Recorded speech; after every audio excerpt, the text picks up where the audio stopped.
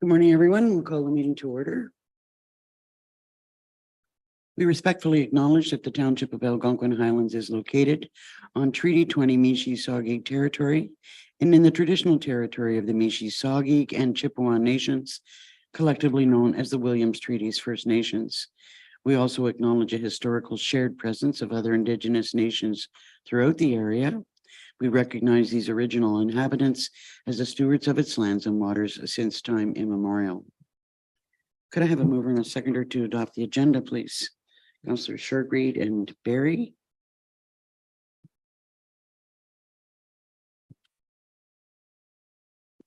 Moved by Councillor Shortreed, second by Councillor Barry. Be it resolved that the May 18th, 2023 regular meeting agenda be approved as circulated. All in favor? That's carried. Is there any notice of pecuniary interest or general nature thereof this morning? Hearing none. Could I have a mover and a seconder to adopt the minutes of May the 4th? Councillor Shortreed, Deputy Mayor Dayu.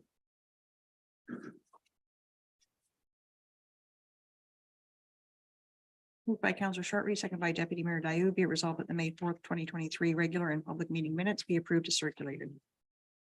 All in favor? So we now have a public meeting. So do we have to adjourn? Could I have a motion then to move into a public meeting? Councillors Richards and Barry.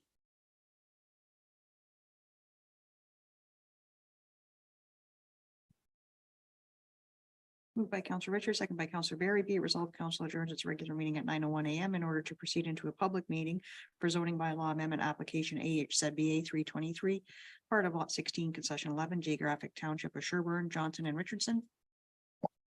All in favor? It's carried.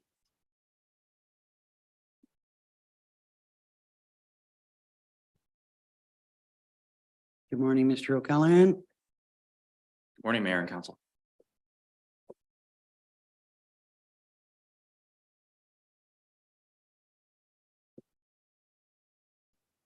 So if you'd like to give us your report. Certainly. So this property is currently zoned shoreline residential 2 and designated waterfront under the official plan. The lands are approximately 1.49 acres in area with 73.1 meters of frontage on Quagama Lake. Surrounding uses are generally shoreline residential, and the lands are currently developed with a dwelling, shed, dryland boathouse, and a dock. The applicants are proposing to demolish the existing 976 square foot single story dwelling and construct a new 3,169 square foot 1.5 story dwelling. The purpose and effect of the zoning bylaw amendment is to rezone the lands from shoreline residential 2 to shoreline residential 2 with an exception. And that is in order to permit the redevelopment and expansion of a legal non-complying dwelling. The proposed exceptions are to permit relief from the following sections of the zoning bylaw, and that's from section 4.14.9 to increase the maximum gross floor area permitted from 40% to 325%.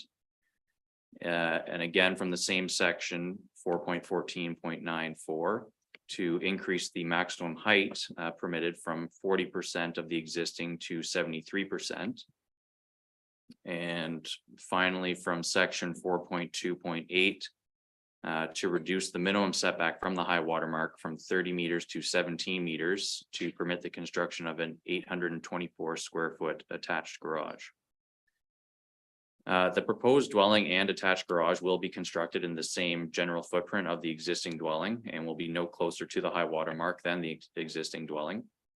Existing site infrastructure, including the driveway and septic system, along with topographical constraints, do limit the available building locations for the proposed dwelling that would comply with the zoning bylaw. The current zoning bylaw in place, 2022-49, was approved by council in May of last year, and the Planning Act does restrict applications for zoning bylaw amendments for 2 years following the passing of a new zoning bylaw. However, it does allow council to pass a resolution exempting an application from that 2-year restriction, and staff are supportive of such a resolution being passed. Notice of the rezoning was posted on the property, circulated to all property owners within 120 meters of the subject lands, and posted on the township website and circulated to all prescribed agencies. No written objections were received. However, we did just receive comment from the Quagama Lake Cottagers Association with some comments on the proposal. So I'll summarize those for council. The first point they raise is there appears to be an inconsistency with the site plan and the building elevations that are submitted, mainly to do with a screen porch on the front of the building. So the site plan does not show the screen porch, but the building elevations do. However, the screen porch is not subject to this application. The only possible implication of that is the location would be partially on the shore road allowance, which is still owned by the township. So they would not be able to construct that until they successfully purchase the shore road allowance, should they wish to proceed in that manner. The second point they raised is that the KLCA is an advocate for the preservation of the ribbon of life and to maintain it in a natural state. The shoreline immediately adjacent to the lake and would be, sorry. The KLCA is an advocate for the preservation of the ribbon of life and maintaining it in a natural state. The area of natural vegetation is instrumental to maintaining the health of the lake as per the county shoreline preservation bylaw. And the third point they raised is we are asking that if realistic, consideration be given to moving the building back a few feet to preserve more of the shoreline vegetation. And this would also enable inclusion of the screen porch, decking, and stairs without further compromise to the ribbon of life, should these become desirable at a later date. And staff are recommending approval of the proposed zoning bylaw as presented. A couple of comments from me, and then we'll go around to the rest of council. I found that do you have an idea of the percentage of the shoreline that is like the initial building is taking up a certain percent of the shoreline? How much of the shoreline is this new structure going to take up of that 73 meters? I find if in fact to reconstruct a building on the same footprint can increase by 40%, this is such an incredible increase in size of the building, extending over much more of the shoreline, and the fact that part of that includes a garage, I find concerning, as particularly it appears that there's considerable room on the property to build a garage in another location further away from the waterfront. So I can speak to that. So the first point with the significant increase of the footprint of the building, the 40% that's permitted is the gross floor area. So that takes into account the new half story that they're also adding. So the overall footprint isn't actually 325% greater than what currently exists. So it seems like a dramatic number, but it's also including the second story, if you will. Now, also the site is, it's very steep. There's a very steep hill directly behind the location where they're building. So to move back further would require a dramatic site alteration in order to push a building further back. As per the request of the Lake Association.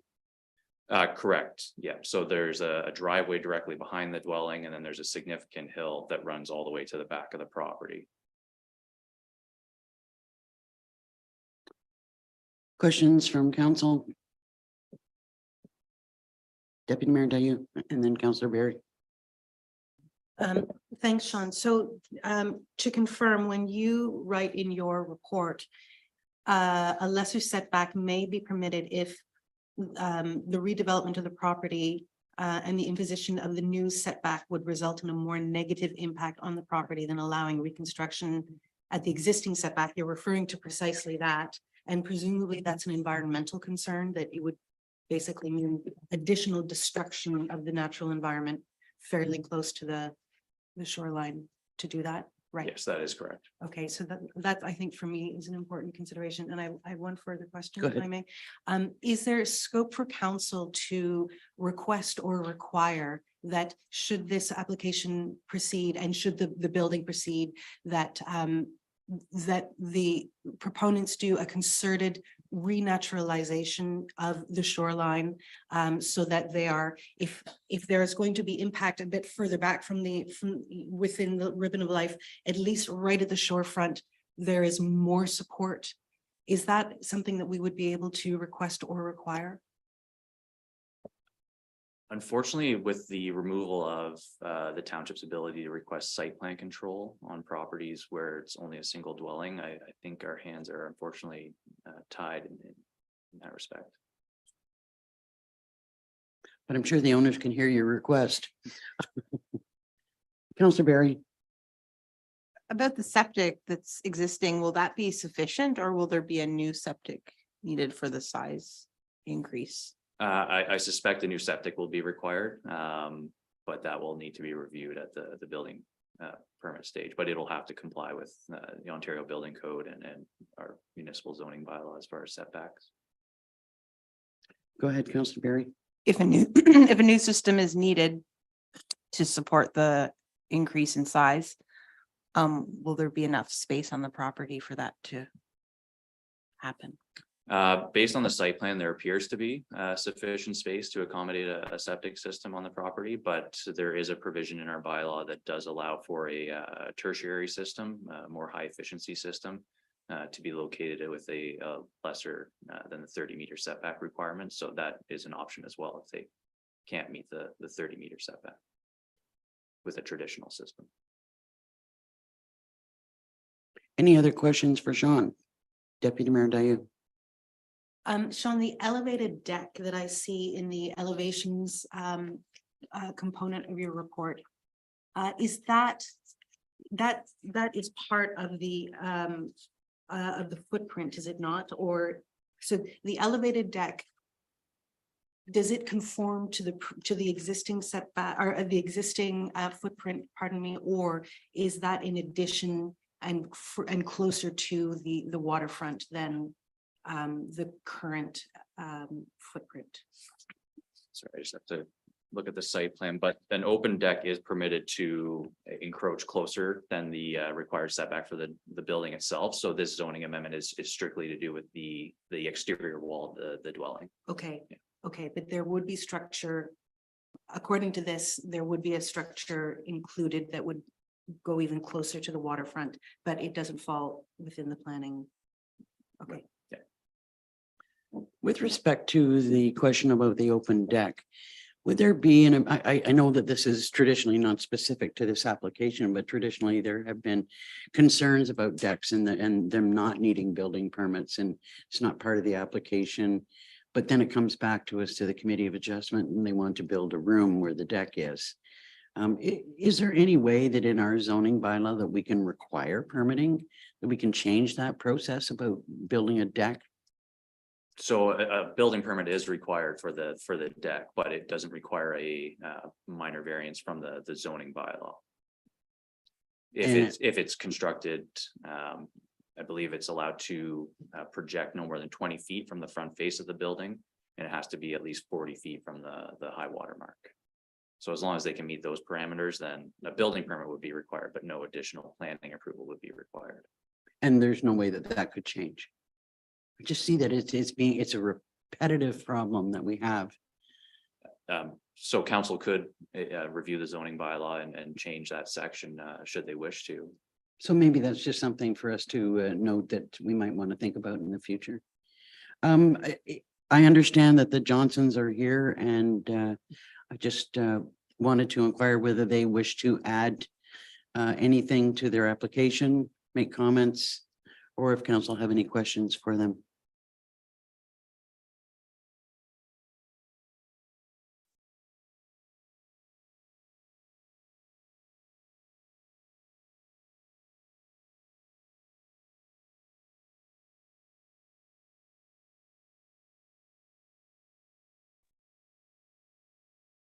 Hi, good morning, everybody. Good morning.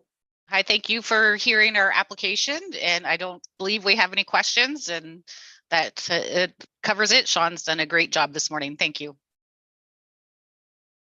Are there any questions for the applicants? I mean, it looks like a beautiful home that you're about to build, but it is, Thank you.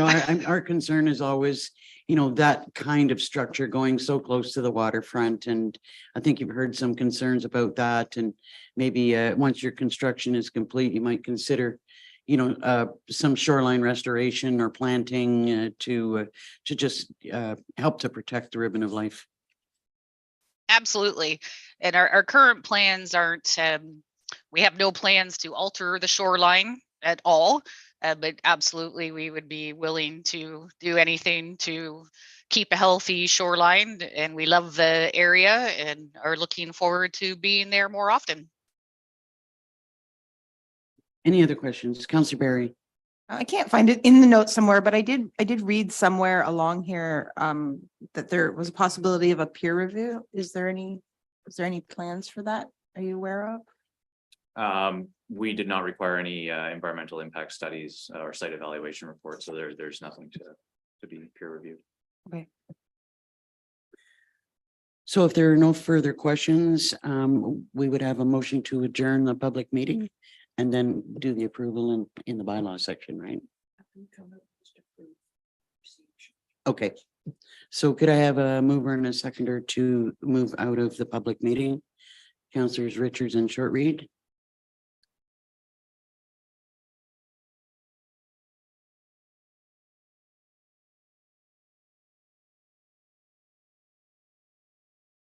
Moved by Councillor Richards, second by Councillor Shortreed, be it resolved that council adjourns its public meeting at 9:16 a.m. and the regular meeting resume. All in favor? And could I have a mover and a seconder to receive Sean's report? Deputy Mayor Dayu, Councillor Shortreed.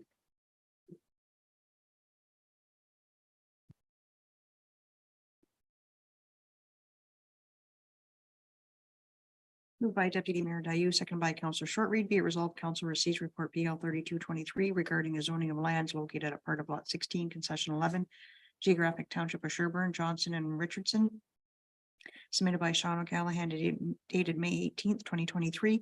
The council, in accordance with section 10002 of the Planning Act, allows proposed zoning bylaw amendment application AHCBA 23 be brought forward for consideration.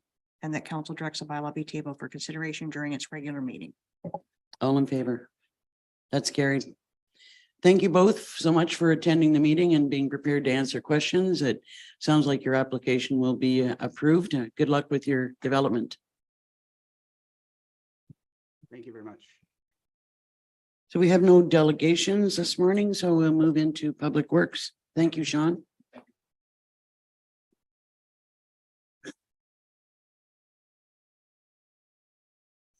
Okay. Morning, Mr. Thorne. Good morning. So first up is the Dorset Rec Center, and I understand that Travis Wilson is here to speak to that. Did you wish to speak to it as well? I think Travis will be able to speak to it, and if there's any questions outside of his parameter, I'd be happy to help out with. Okay.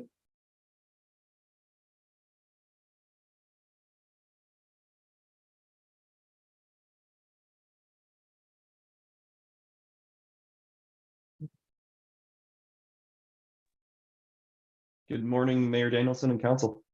Good morning, Travis. We're excited to see a report about the rec center and see things moving forward.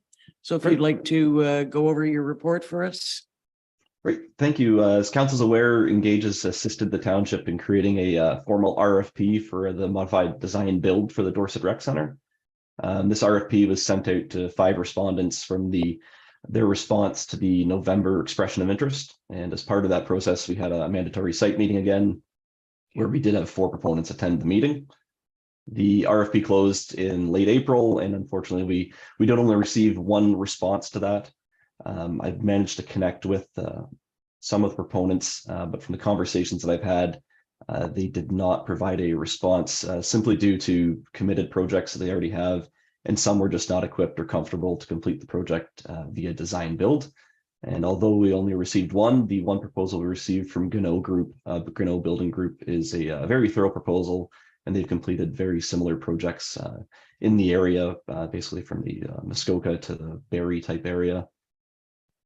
And so Engage and Township staff are in the process of contract discussions with them and finalizing the requirements of the design build contract documents, which includes cash allowances and just finalization of works. So I have included in this memo to council what those cash allowances may involve. I do know Madam CAO and the Manager of Public Works have provided some updates to council, but just to formalize those for the public in this report. One involves the HVAC system as a cash allowance. So we have included that as 100,000 in our document that we sent out to these proponents. However, that quote is several years old. So the contractor, Gano Group, is finalizing that with their subcontractor. I believe Adam, today, I believe the subcontractor is going out for a site visit. So they will be able to finalize a number on that. Second being external waterproofing. The intention from the Cambion report was either to go with an internal or external waterproofing source. Having reviewed the site, and almost every contractor that visited is recommending we actually move towards an external waterproofing. If you can imagine, rather than take the water and stop it at the outside source, if we allow it to go even infiltrate through some block wall, the best bet would be to end it at the wall. There are some other issues going on with outside drainage. It appears as if the roof leaders are draining into the Big O, which would surround the buildings. That may be causing some additional infiltration that perhaps wasn't noted before. So the contractor or proponent has not provided a cost for that yet. However, we are in negotiation and discussion with them on that. The third item as a cash allowance we're aware of right now would be content storage. It's assumed once this project gets moving, we can move contents from one side of the building to the other, depending on phase of construction. However, as we perform additional investigations, we may find that that will not be practical. We may have to have items stored off-site or perhaps in a sea container or something of that source. And the fourth being, since closing the RFP, staff have discussed that it may be beneficial to incorporate an AODA front entrance. And although part of the requirement would be, push bars to open doors, et cetera, additional section of it would be the grade, the ramp going up to the front door. So in discussion with Gano Group, they're very capable of completing that portion of work. However, at this time, they just can't provide a cost estimate for it without having some additional information like a survey, topographic survey. So we are engaged as more than equipped to assist the township with that and provide a topo survey for them. And this will give them a better understanding of what that front entrance really looks like and what it's capable of receiving an AODA compliant entrance and the amount of work that would take. One last item, and my apologies, council, for not including this on the memo, was the upgrading of any of the fixtures throughout the building to high efficiency. An example would be if we were removing a light ballast for cleaning, or as portion of the mold remediation. If there's an opportunity to upgrade that to a high efficiency, perhaps LED light or something like that, that we have a cash allowance available to perform those upgrades as we see fit. Gano Group has included within their proposal a very extensive building assessment of air quality and mold testing pre and post construction.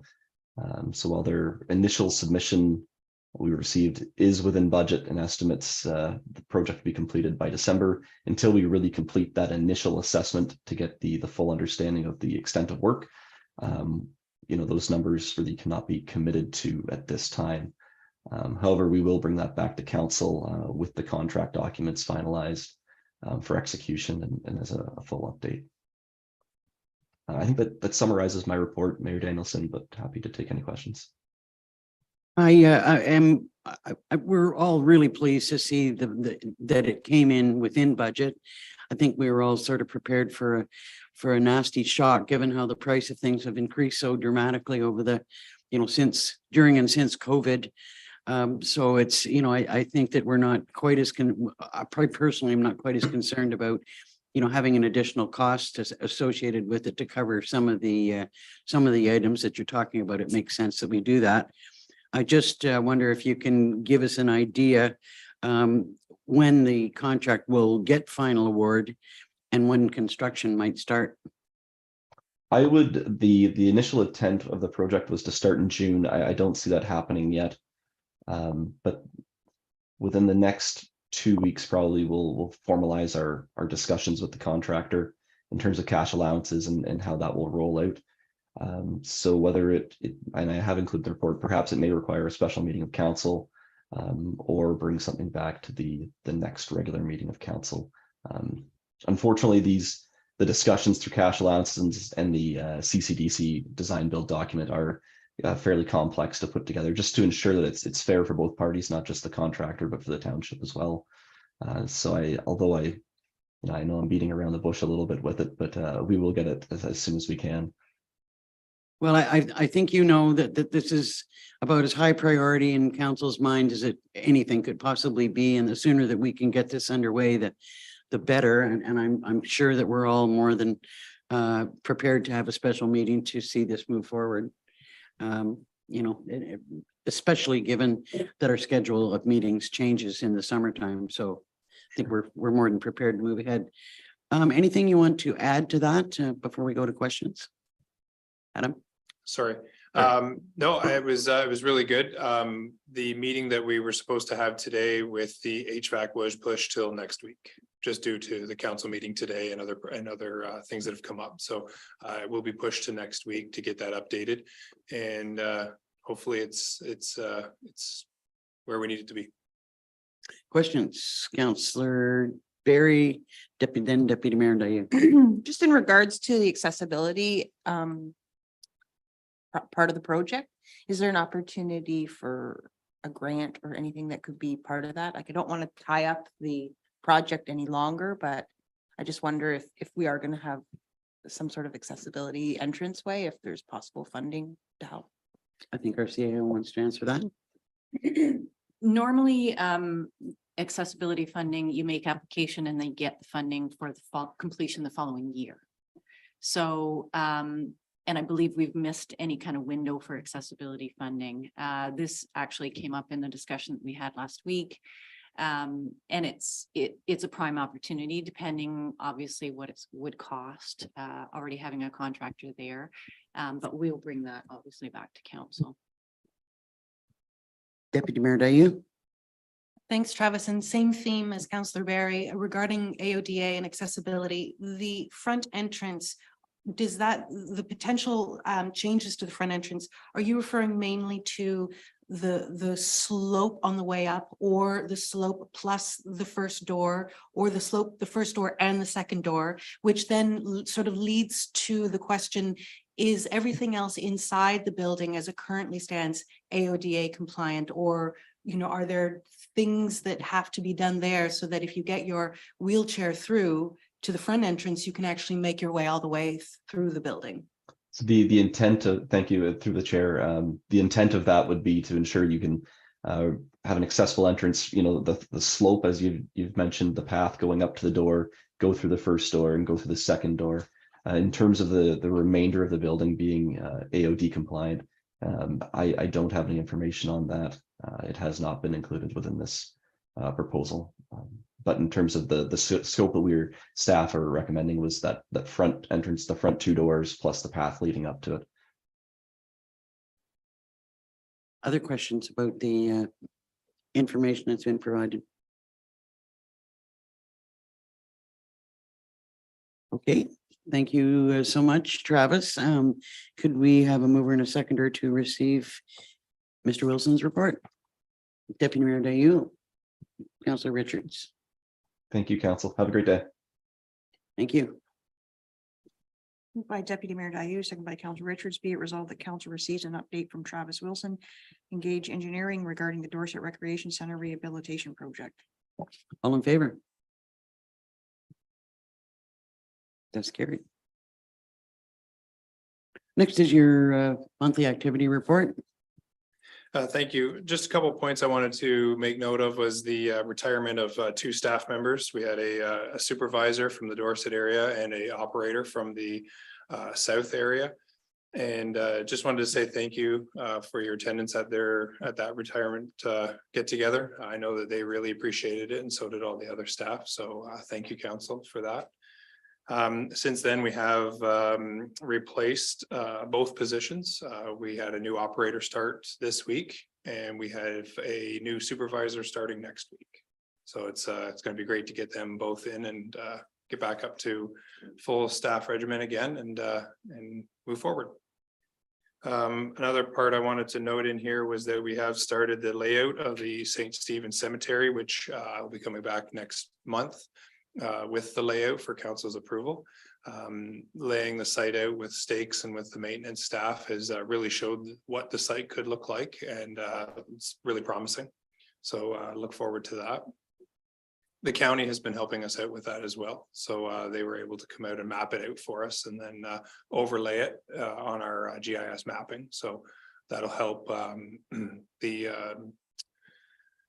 staff put that together and then lay it all out for when people come in to buy plots. They'll be able to see that and how it looks actually on the site, which would be really helpful. Large repair to our tractor. So our 6070 bi-directional tractor is what we use for snow blowing, tree trimming and sweeping. We had a large breakdown on it last month that we were able to get repaired in a timely manner. Unfortunately, it was down for a little while, so our sweeping did get postponed a little bit, but it's back up and running, and we should be completed our sweeping mid next week. So good to be able to get that back up and going. Down into roads and streetlights, just it's kind of funny. We went from a week and a half of solid rain to not being able to grade at all to 1 week of grading to now it's so dusty. It's it's hard to see. So as you'll see later on in this meeting, there's a calcium dust suppression report coming forward. So we'll get that product to us as soon as possible and then start our application, our annual application dust suppression. But it's crazy to see how 1 week it's pouring rain and we can't put a piece of equipment on the road to only having a small amount of days to getting all of our roads graded to now not being able to grade them because it's too dusty. So it's kind of neat to see that transition. This year has been very unique in that way. We did start our sweeping operations, like I have mentioned, which will be completed next week. And then also another note I wanted to mention here was assisting the county. Another really great project that we were able to help out with was a culvert washout on Livingston Lake Road. The county notified us right away and we were able to help out with that. So that's another good one that we were able to work with them on. So just wanted to make note of that. It's always good to hear about cooperative efforts. One question that has come up over the last little while is in the scheduling of sweeping.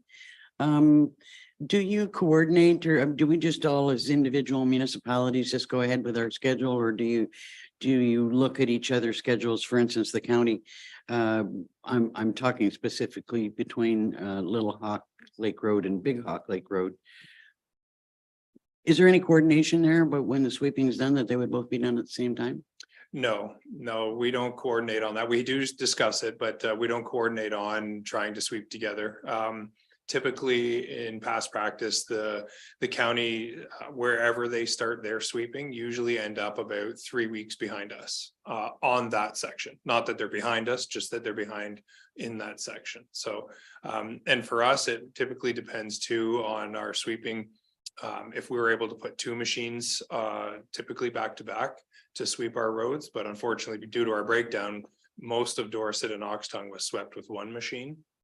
So it did put us a little bit behind, but we do discuss our operations, but we don't typically try to coordinate on that.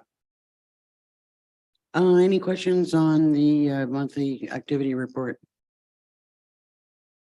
Seeing none, can I have a mover and a seconder to receive that report? Councillors Richards and Barry.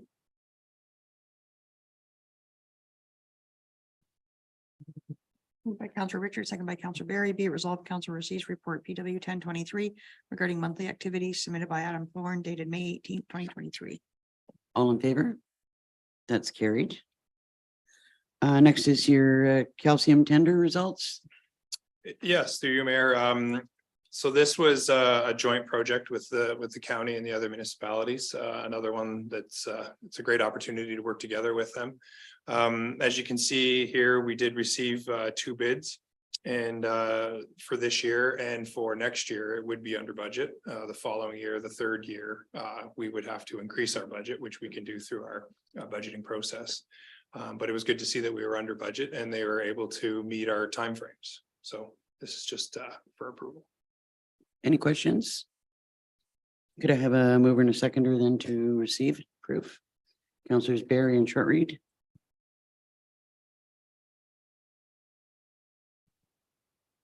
Moved by Counselor Barry, second by Counselor Shortreed, be it resolved, Council receives report PW 1123 regarding calcium tender results submitted by Adam Thorne dated May 18th, 2023. And the council hereby concurs with the recommendations made in the said report and accepts the tender bid from Miller Paving Limited for a 3-year term and the amount of $37,808.08 in 2023, $38,945.77 in 2024, and $40,113.94 in 2025, plus applicable tax for the supply, delivery, and application of liquid calcium chloride. And further, the council hereby authorizes the mayor and clerk to sign the required agreement. All in favor? That's carried. So next up is your proposal for speed limit review. Yes, again, through you, Mayor, thank you. So as we've discussed in previous meetings and at the projects and priorities about a speed limit review would be to, this will help feed quite a few other projects that we'll be working on over the next course of a couple of years. Having a speed review done will give us the information as opposed to just staff going out and assessing a road and saying, well, we think we should put the speed at 50 kilometers an hour. This will allow more technical information to feed that information that will allow us to make those decisions based on information from the road as opposed to just, a staff member and council agreeing to make a speed limit. So it will help with speed limits. It will help with sign placements. It will help with the master traffic plan that the county will be putting together potentially next year with all the municipalities. Unfortunately, it was over budget. And I did speak to the company and asked about if this was put on hold, because there are 2 options for council's discussion today.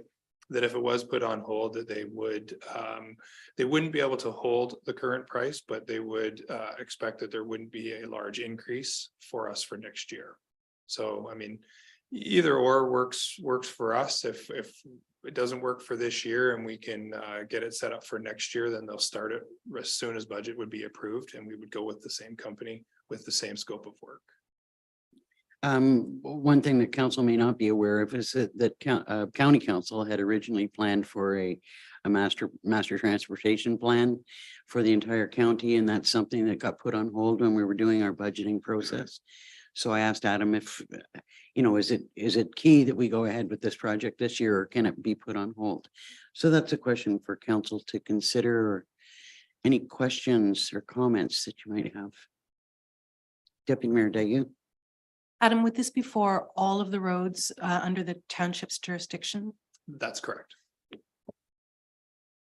Councillor Barry. I'm just wondering if any of the other municipalities are currently doing this or will be doing this, and is there any opportunity to collaborate? And through you, Mayor. So yes, it would be a collaboration currently. Dysart is working through their speed limit review right now with the same company. And through their procurement process, they do have a section in it that allows us to piggyback onto their work program. So that's how we came to this company. So yes, it would be a bit of a joint effort in the sense that we'd be using the same company, but we wouldn't be tied into Dysart's project. But it wasn't tendered as a joint project. That's correct. It wasn't. Because that might have had an impact on the price. Potentially. Yeah. At the time, we were not able to join in on that project. It wasn't a discussion at the time with the master traffic plan coming about. There just wasn't enough information at the time that would need this information.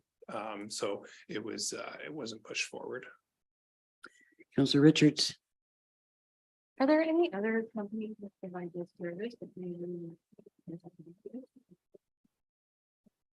Yes, through you, Mayor. So I did look around at a couple other companies, and they're all very, very close.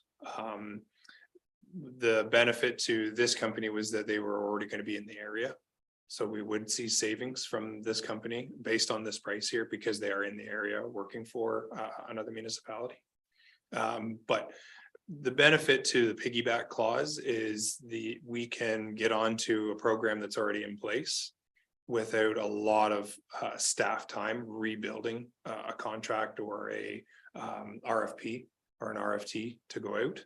So there are savings by using the piggyback clause.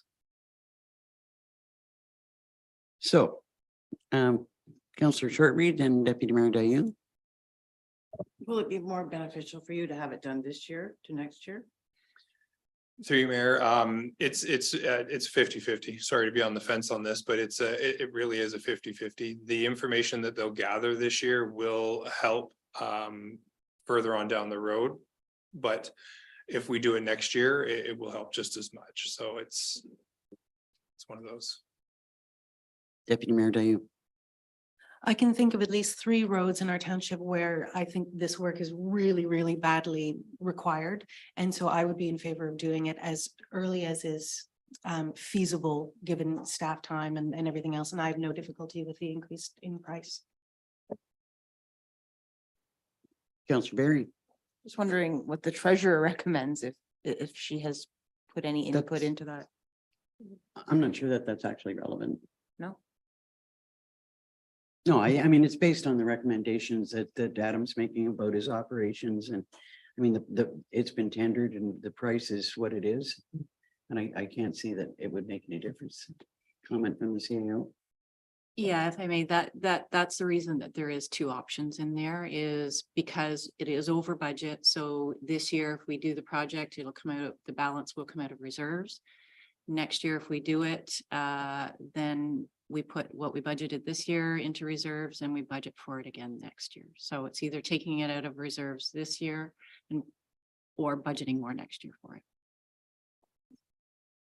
So this year or next year? Councillor Shortreed. I'm okay with this year. I agree with Councillor Dayu about the speed limits. Okay, could I have a mover and a seconder then to proceed? Deputy Mayor Dayu and Councillor Shortreed.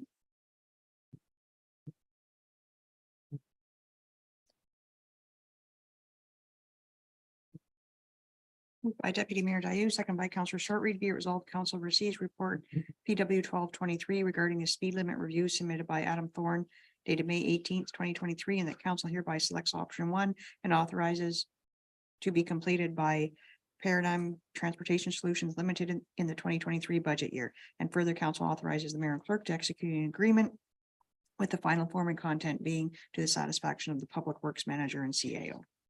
All in favor? That's carried. I think we can probably all agree if it waits till next year, it's gonna cost more money. All right, and the next item is the gasoline storage tank at the Kawagama Yard. Yeah, so again, this is another project that we were working on to help find efficiencies with purchasing fuel. And at the Kawagama Yard, we currently have a diesel tank only, which supplies fuel to Public Works and the fire department. If we were to install a second tank there of gasoline, we would be able to provide fuel not only to the fire department, Public Works, but also the PRT. And if bylaw was up that way, they would be able to get fuel as well. The tank would be supplied by our current fuel provider, and then it would be run through our current fuel system so that it could be tracked. As the report shows, I did get some help from our staff to look at what we currently purchase for gasoline, unleaded gasoline through our current provider in the area. And you can see that there would be a savings. So we would get that back over the course of 2 years, essentially the increase that we're looking at right now, and would increase efficiency for staff to be able to go there and get fuel. Any questions? Sounds like a good step to take. Could I have a mover and a seconder then to approve that? Councillor Shortreed and Richards.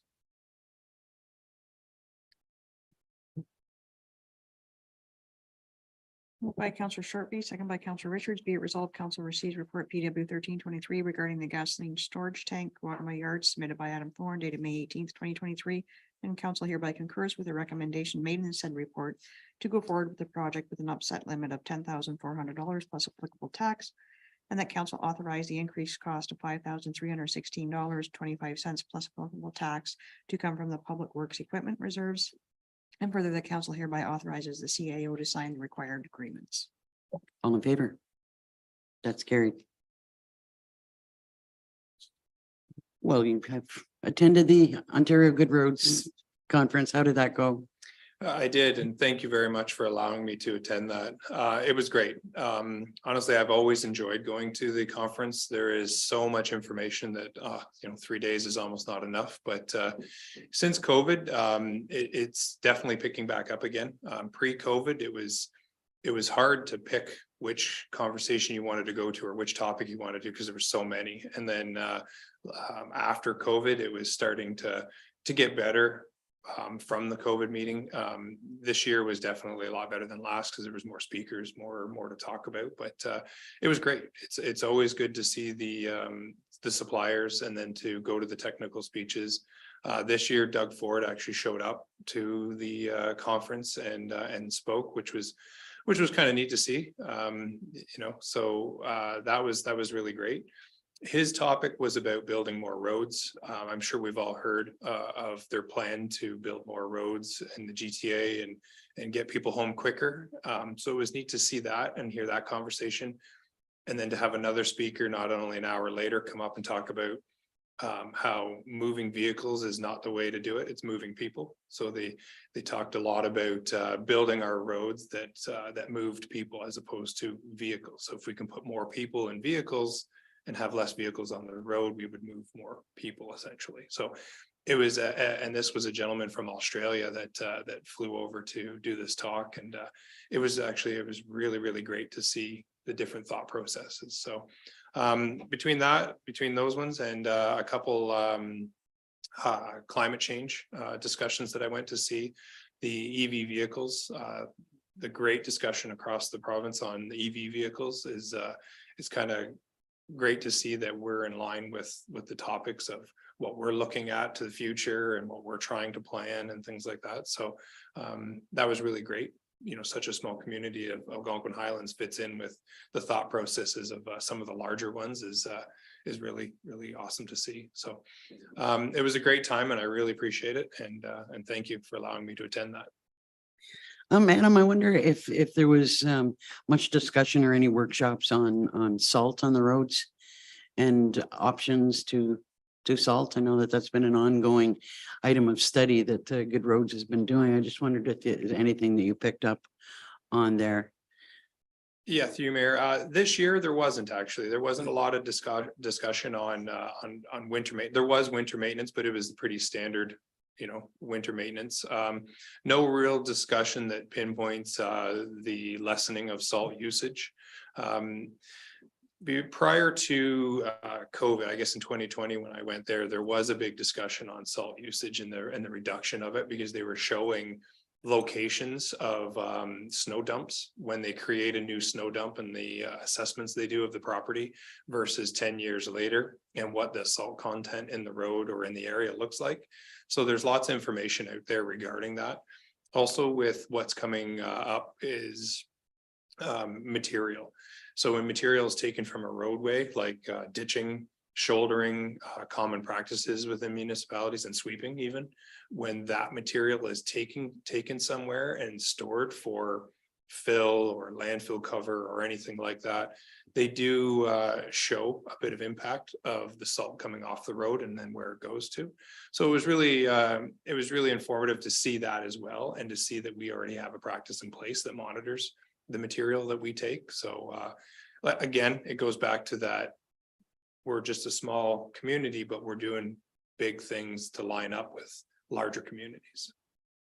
The reason I asked that CHA recently had a meeting with all of the lake stewards and representatives of the different lake associations, and there had been some discussion about salt use on the road. The primarily part of the meeting was to look at water testing and how water testing has changed, evolved, and there was some discussion about salt. And since then, there has been a sort of an inquiry about whether we would want to hear presentation specifically on salt and its impact on the environment. And I wasn't quite sure how to respond to that. I mean, we do, I think all of the 4 municipalities in the county do use salt in different percentages. Is that my understanding? Like it's mixed with sand, and depending on the type of surface that you're covering, it would be a different percentage of salt in the mix.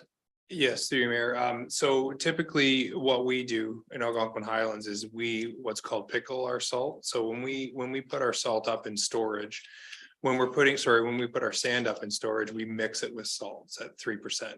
And then basically what that allows is so that the sand, because we don't have domes, we don't keep our sand in a covered area. That helps keep our sand from freezing completely solid. We still have our lumps and chunks that we have to deal with, but it doesn't freeze all the way through. It also allows for that salt mixture on the road, and once it's mixed, we don't pick and segregate roads where it goes. It just goes on everything, from our gravel to our hard top. In other municipalities, of course, I can't speak to their practices, but it's typical practice that Dysart and Highlands East and Minden do the same. They have the same practice of pickling their salt, and then they just load it on the trucks and use it. Where the county itself, they might mix their sand like we do but they also have loads of salt that are brought in, and they'll put salt directly on the road at a calibrated rate. So our trucks are set up for that as well. We just don't use it. Where it's set up differently, you spread sand at a certain speed at a certain tons per kilometer of sand, and then you would have a second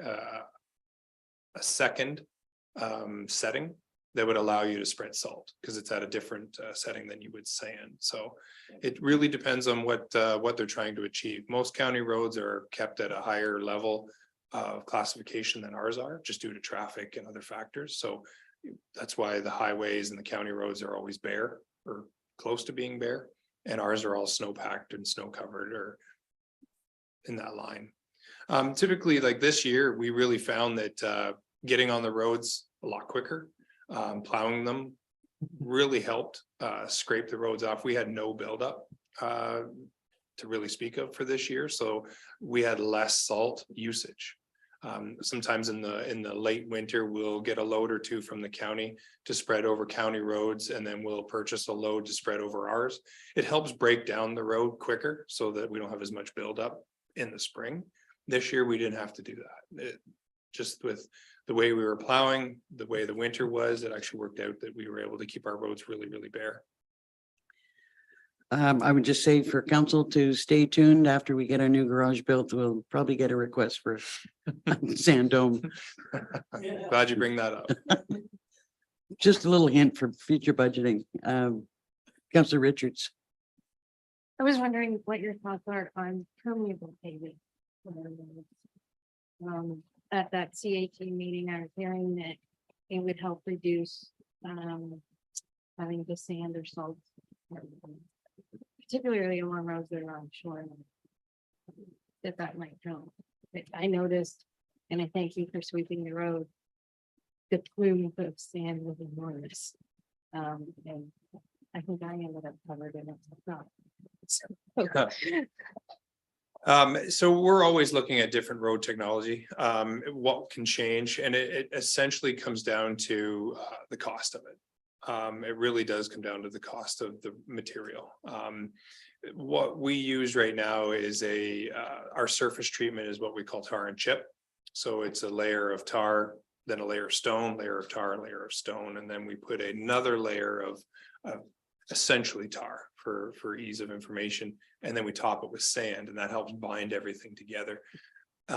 It's really cost effective for municipalities to use this as a common practice. You start getting into permanent pavement or something like a C cap is another one that we've looked at. And the price is astronomical. Just the process of it is a heavy cost. So where we're able to do our annual road resurfacing projects and cover 3 roads, we might only be able to do half of 1 road with some of these other products. So we're always looking at new technology, but the cost of it is generally extremely high. Go ahead. So with that, even though the cost of it is higher, is it any like better for the road itself, meaning less maintenance? And would we save money maybe over the long term in spending more time? When it comes to road building, a lot of times it's what's underneath the road surface. So in most municipalities, roads were built back in decades and decades, centuries ago. And it's really difficult to, when we tear a road up, we try to put better material underneath to help the road surface last longer. So to answer your question, would we save in maintenance long term? I would have to really look at what that looks like for us. Our current system that we have in place over the last 6 years of a life cycle per our road, so every 4 to 5 years we do something to the road, really helps the longevity of the road. So it would just have to, I would have to look at it a little bit further to see if it would be cost effective. Go ahead. So thanks for that. On another note, is there a way that the sweeper, do they have ones that have like vacuum technology rather than blowing it all into the lake? So that is definitely something I have looked at, and it is extremely expensive. So they do have vacuums, but what you're referring to more or less is a pickup sweeper. So basically they drive along and it sweeps it up and puts it inside itself, and then it finds a spot or dumps it into one of the municipal trucks. We've looked at it, but it is extremely expensive. And it, at the time last year would be the last time I looked at it. It's not something that I felt comfortable bringing forward because of the cost of it. But if that's something that council wants me to look at for our roads, then I can do that, but it is extremely expensive. Deputy Mayor Dayu. Thanks, Adam. And possibly a variation on that theme. I was intrigued to see the seminar entitled Asset Management Planning, Affordable Levels of Service. And I wondered, was there anything to be said in that seminar apart from, boy, oh boy, wouldn't it be great to have an affordable level of service? Like what was the kind of content that you were getting from that seminar? So the affordable level of service is, what does that look like for the municipality? So what a lot of people look at, and I guess the easiest one that jumps out at me is we've had a lot of compliments of our road plowing. I'm going to use that as an example. So a level of service that we have that everyone sees is our road plowing. They see the road, they see the truck go down, and they see the snow being cleared. But we also get those complaints that we're plowing too much. You know, they see the truck out too many times, or we're only plowing an inch of snow. When we look at affordable level of service, our trucks go up and down the road. We pay our staff a certain amount of hourly wage, and we pay to use our own equipment for replacement purposes. We have to pick a level where if we didn't plow the road and there was an incident, you look at the average lawsuit for a vehicle incident on our road that is a result of something that the township has, we didn't plow the road in time, or we didn't meet minimum standards. It completely blows our entire winter budget out of the water. So by plowing every day, even if it's only an inch of snow, would never succeed like a lawsuit. Average lawsuits anywhere from $500,000 to $1 million. So our annual budget isn't $500,000 for winter maintenance. So those are the types of things that they were speaking to, is that although you are putting the equipment out on the road and people complain that they might see the equipment a little bit more, grading is another example. The road, to some might not look like it needs grading, but to others, you know, there's that 2, 3, 4 potholes. For us, it's a managing that if we go out and grade it and we clean it all up, then we definitely don't have any liability, or we don't have any further issues. So it has to be, and it was hard because there was quite a few council members there that were really keen to hear the speaking of the machines on the road working. That needs to be done so that it reduces our level of liability. So our maintenance that we perform, our level of service needs to meet what the possibility is for our liability. Any other questions on the report? Councillor Richards. Further back to what was mentioned about coordinating with the county, would it make any sense for I believe we want to coordinate on snowfall, or maybe take over sometime, but really figure out where. Would it make any sense to also do that on a sweeping? So like, say you swept Big Rock and maybe Greylock, but Little Rock, it's still waiting for county. The work you're already there, it was they don't say. Would that make any sense? So through you, Mayor, I guess I've never really looked at it because the county is just, it's something that they've always done. We would have to look at a couple factors, and I guess what's jumping out at me right away is that we maintain 5 county roads in the wintertime. So are we looking at doing sand removal for all 5 roads that we maintain, or are we just doing it for one? The second part would be the increased cost to us and to the county. So to take on an extra road would mean that we would need more wafers. So wafers are what's attached to the machine that allows it, basically the broom, the bristles, if you will. So we would have to look at what that increased cost would be to our township. And then if the county even wanted to go into any kind of agreement like that, where we would charge them to sweep the road. So that's just hasn't been a discussion with the county, but certainly could be. It just has never been brought up. And you do have regular meetings with the other public works departments across the county, and I think we're moving towards a lot more consolidation and partnering of projects. I mean, it's something that could happen in the future, right? You know, we talk about our collaboration with the other municipalities, and it almost sounds like we have to have these meetings, but we talk all the time. Like we talk to them sometimes more than our own family, it seems like.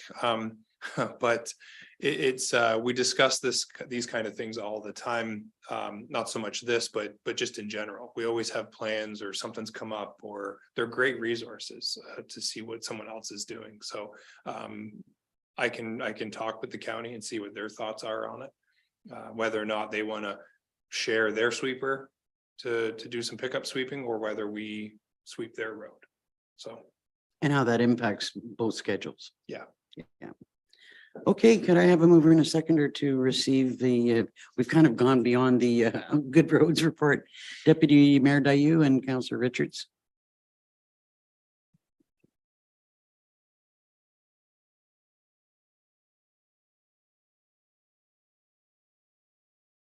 Moved by Deputy Mayor Dayu, second by Councillor Richards. Be it resolved, Council receives report PW 1423 regarding attendance at the 2023 annual OGRA conference submitted by Adam Thorne dated May 18th, 2023. All in favor? That's carried. We're not supposed to call it OGRA anymore.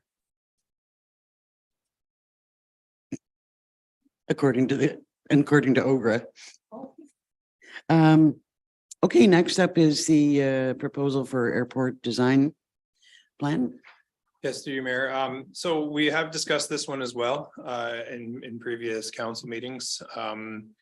So I did have an engineering company come in and give us an estimate on this, and it is over budget. The reason for that was it was myself thinking that base plan drawings would be enough for us to move forward with any kind of funding that could be potentially coming up, or should council just say, you know what, let's get this done. But unfortunately, through the discussion with the engineer, it would be the permit plans that would be required to allow us to move forward. We can do just the base plans. It was not suggested that we just do base plans, because the engineer would have to come back next year, let's say, if we held off for a year, and then have to go through basically it all over again. So it was recommended that we do this setup for this year. And should council want staff to move forward with this project, we certainly can. Like move forward past the drawings into full completion, or we sit on this project and be shovel ready should an accessible grant come up later this year or early next year. And all of the work that's being done is accessibility in nature? That's correct. Thoughts, comments, questions? Councillor Richards and Councillor Barry. I have a little bit of concern about the design. Not particularly with this one, and making it into a small kitchen. And we're hoping that an airport community comes through with some really good events for the future. And I'm wondering, I know it's something that the council and previous council have talked about, but I'm wondering if we might want to rethink that, or if it's even possible to rethink. Given the need for accessibility in the washroom area, we just don't have the room for the kitchen period. Or if we think we might have a need to be a potential event, we wouldn't. Have you been in the washrooms in the airport terminal building? I don't know. I mean, yeah, they're bad. No question about it. Now, I've got to say that I did share your concern about the kitchen, because I thought, okay, so how's this going to work? Because there are some challenges with the cook shack that would be probably fairly expensive to resolve, I'm thinking, especially with how it's been just sitting there now for a while. And do we want to keep a cooking option available? But really right now, the only space that's in the terminal building without actually adding to the building, which is another discussion entirely. I'm not sure, where we'd have space for the washrooms. But I guess, design would show us that. Adam. So through you, Mayor. So I guess the thing is that if council chooses to want a functioning kitchen, basically as it is, then the design would be just installing a bathroom. So everyone here has been to the airport. If you can envision walking through the front door, to the left is used to be where there was a little bit of a seating area. There's a countertop there, and it's a window into the coordinator's office. Ideally, that's the best location for the bathroom with the current setup. So if we were to keep the kitchen exactly as it is, then we would create a bathroom, hopefully right in that section. But having said that, the whole hopes was to have an engineer give us at least 2 plans to choose from that would give us the best options for a bathroom, the kitchenette, a seating area, and then that meeting table that's there as well. So I think that if I may, that it might just be a matter of, do you want a full kitchen or to move forward with just the kitchenette at this time and then bring back those drawings? Thoughts? Deputy Mayor Diane. Yeah, I concur with Councillor Richards. Ever since we started talking about this, which is a couple of years now when it was first raised, really appreciate the ethos behind it and the need to change those bathrooms. But it does feel like a little bit of a cart before the horse. We do have the committee coming. We've got a renewed study for the airport coming, and it feels like to put money into a design for purposes we have not yet determined. It doesn't sit entirely well. And yet I balance that against the need to improve those you know, those bathrooms and make sure that everyone has access to them. Have you been to the bathrooms in the airport I have terminal? seen them. I have not been inside. I'm not, but again, I'm saying I appreciate that. Yeah. That is part of the challenge of this decision. You know, I probably as involved as anybody in the terminal building in the airport, and I struggle with it myself. I'd like to see us move ahead and see a couple of options. You know, and at the same, I'd like to get the washrooms fixed and make them accessible, because they're really impossible the way they are.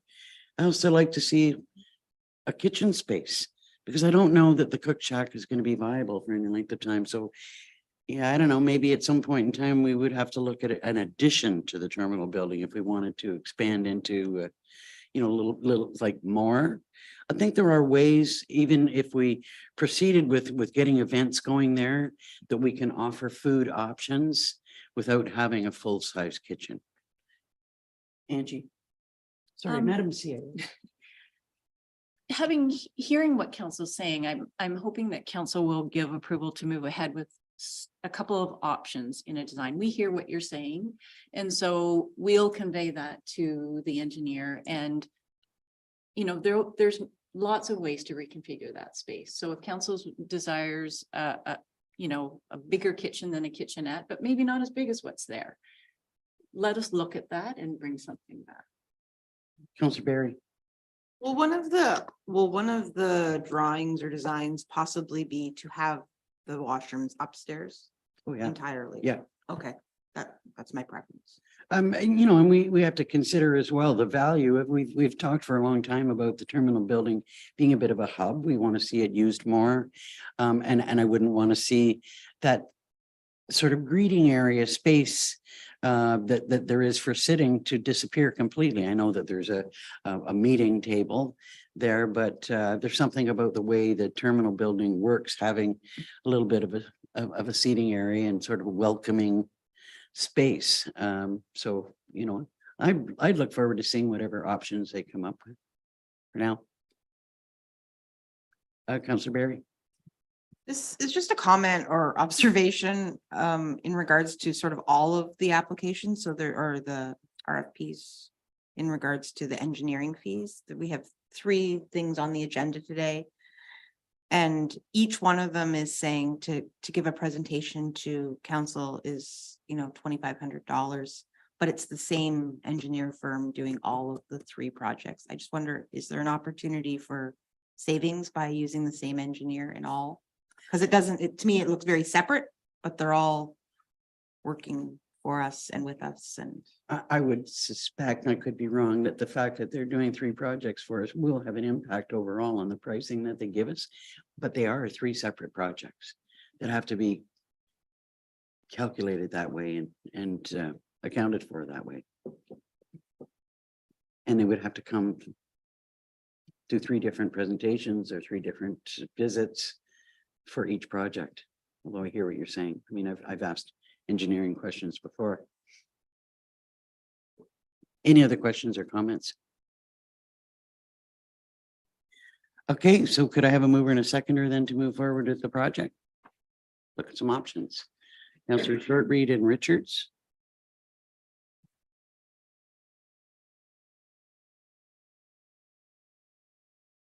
moved by Councillor Shortreed, second by Councillor Richards, be it resolved, council receives report PW 1523 regarding airport design plan costing submitted by Adam Thorne dated May 18th, 2023. And council hereby concurs with the recommendation made in the said report to move forward with the project and approve Tulloch engineering fees of 11,000 plus applicable tax. And further that council hereby authorizes a CAO to sign the required agreement. All in favor? Against? That's carried.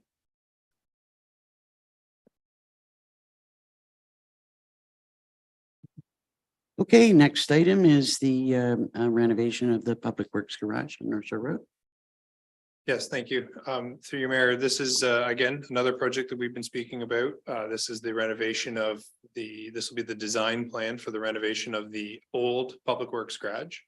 So the idea of this one is to have a design completed for the building and then have it sit and be ready for when the new building is completed and staff have made the move, then this building would essentially be renovated for staff to move into it. And this is going to be, the idea behind this one, this renovation would be to optimize the first bay.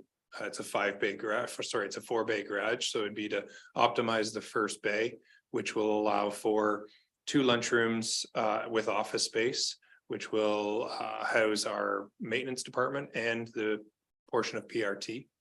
And then it'll also include a unisex bathroom and an entranceway.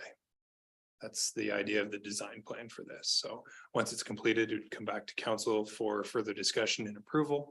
And then when we look at projects for next year, we would be bringing that back with costing to have it come to fruition. Questions from council? No questions. Could I have a mover and a seconder then to move forward? Deputy Mayor Dayu, Councillor Barry, sorry.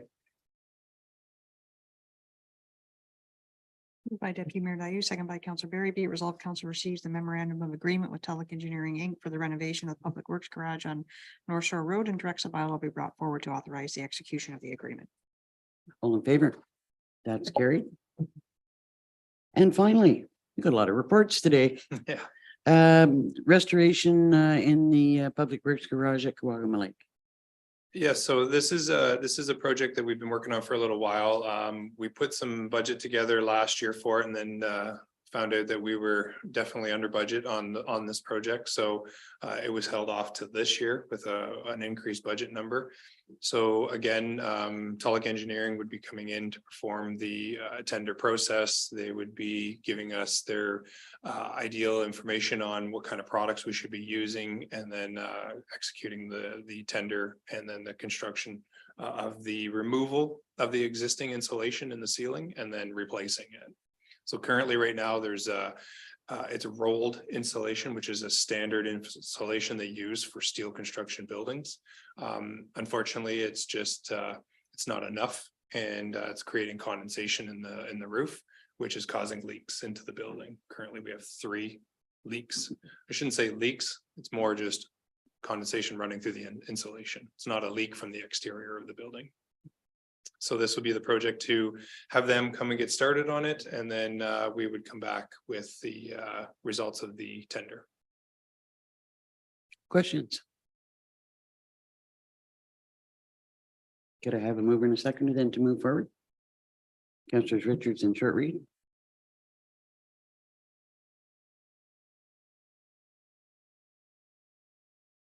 Moved by Councillor Richards, second by Councillor Short Reed. Be it resolved, council receives the memorandum of agreement with Telic Engineering Inc. for the renovation of Public Works Garage in Quagga Lake Road and directs a bylaw be brought forward to authorize the execution of the agreement. All in favor? That's carried. Thank you, sir. Thank you. Just to comment to your question, Councillor Barry. One of the things on our purchasing bylaw does allow us to proceed with the use of engineering services without necessarily putting it out for tender. And I've asked about that a number of times, because there's times I think, okay, maybe we should be doing that, because certain firms have a variety of types of service that they can offer to you. And that is something that we can talk about in the future. I mean, the same thing follows true for legal services, because that's also rather specialized, and we tend to operate in the same way. But if council wishes to have a discussion about that and how we do our tendering, you know, I think that what happens is that we find a firm that works well for us, works well with us, has reasonably priced tenders, and so we just proceed. But that is something to keep in mind going forward if it's something that anybody would like to have an in-depth discussion about. And I think with that, and my apologies to the 2 waiting in the wings, that we're going to take a break until 10:30. I'm sorry. Just for clarification then, are we bringing something back on that or On what? on the engineers? No, not unless that comes up and is specifically requested. Okay. I kind of, in my mind, I kind of thought, well, that might be something that we would talk about during the next budgeting process.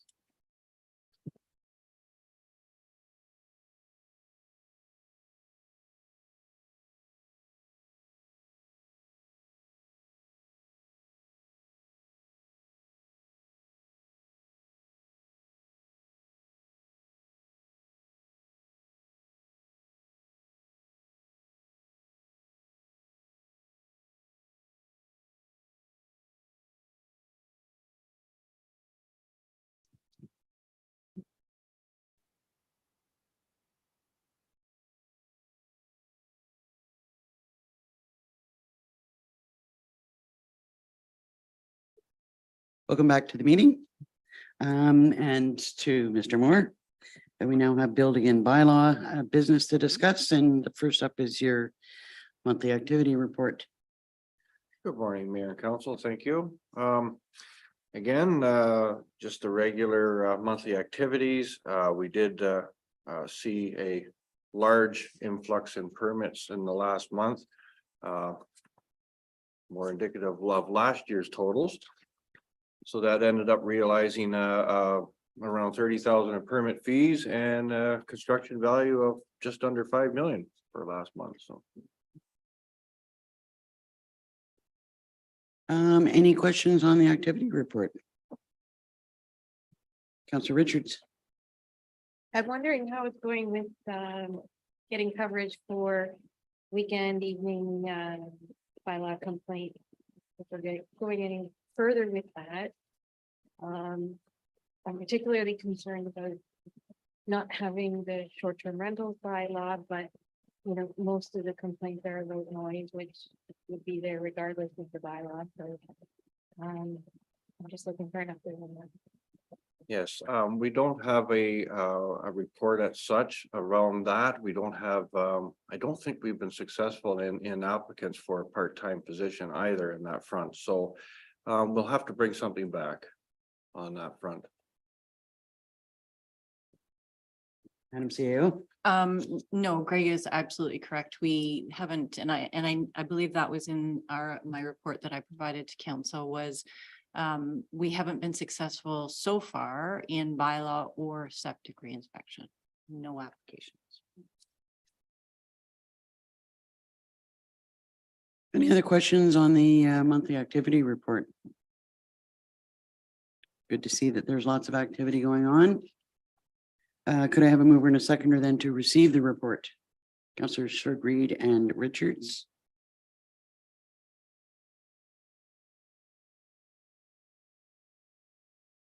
Moved by Councillor Short Reed, second by Councillor Richards. Be it resolved that council receives report BLDG 1123 regarding monthly activities submitted by Greg Moore dated May 18th, 2023. All in favor? That's carried. And next is the software purchase for building and bylaw. Exciting move. It's going to take a little minute here.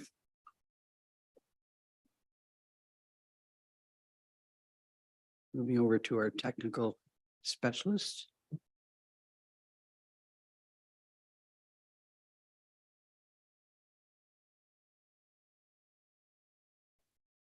Good morning, Mayor and Council. So Greg and I are bringing forward a report to purchase a software of Cloud Permit. So in the report, I've provided a little bit of a background as to where we're at with our software for building requirements.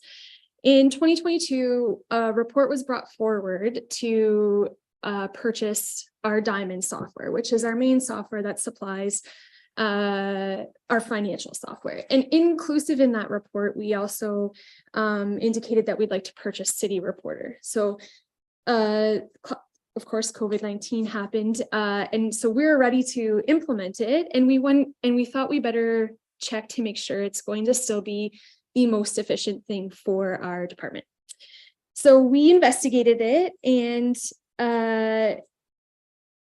AMO actually recently partnered with, actually they did in partnership with MPAC, announced they preferred partner of Cloud Permit. And so we investigated Cloud Permit, and Cloud Permit is end to end. So it does everything from the application to issuing to workflow, completely will make our administrative purposes completely more efficient than what we have now.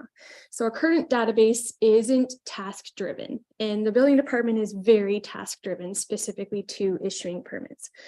Cloud Permit will allow 247 application.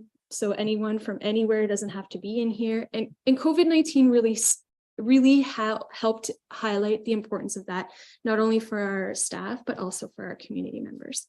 So Cloud Permit would be a one-stop shop for our building department embedded in our website.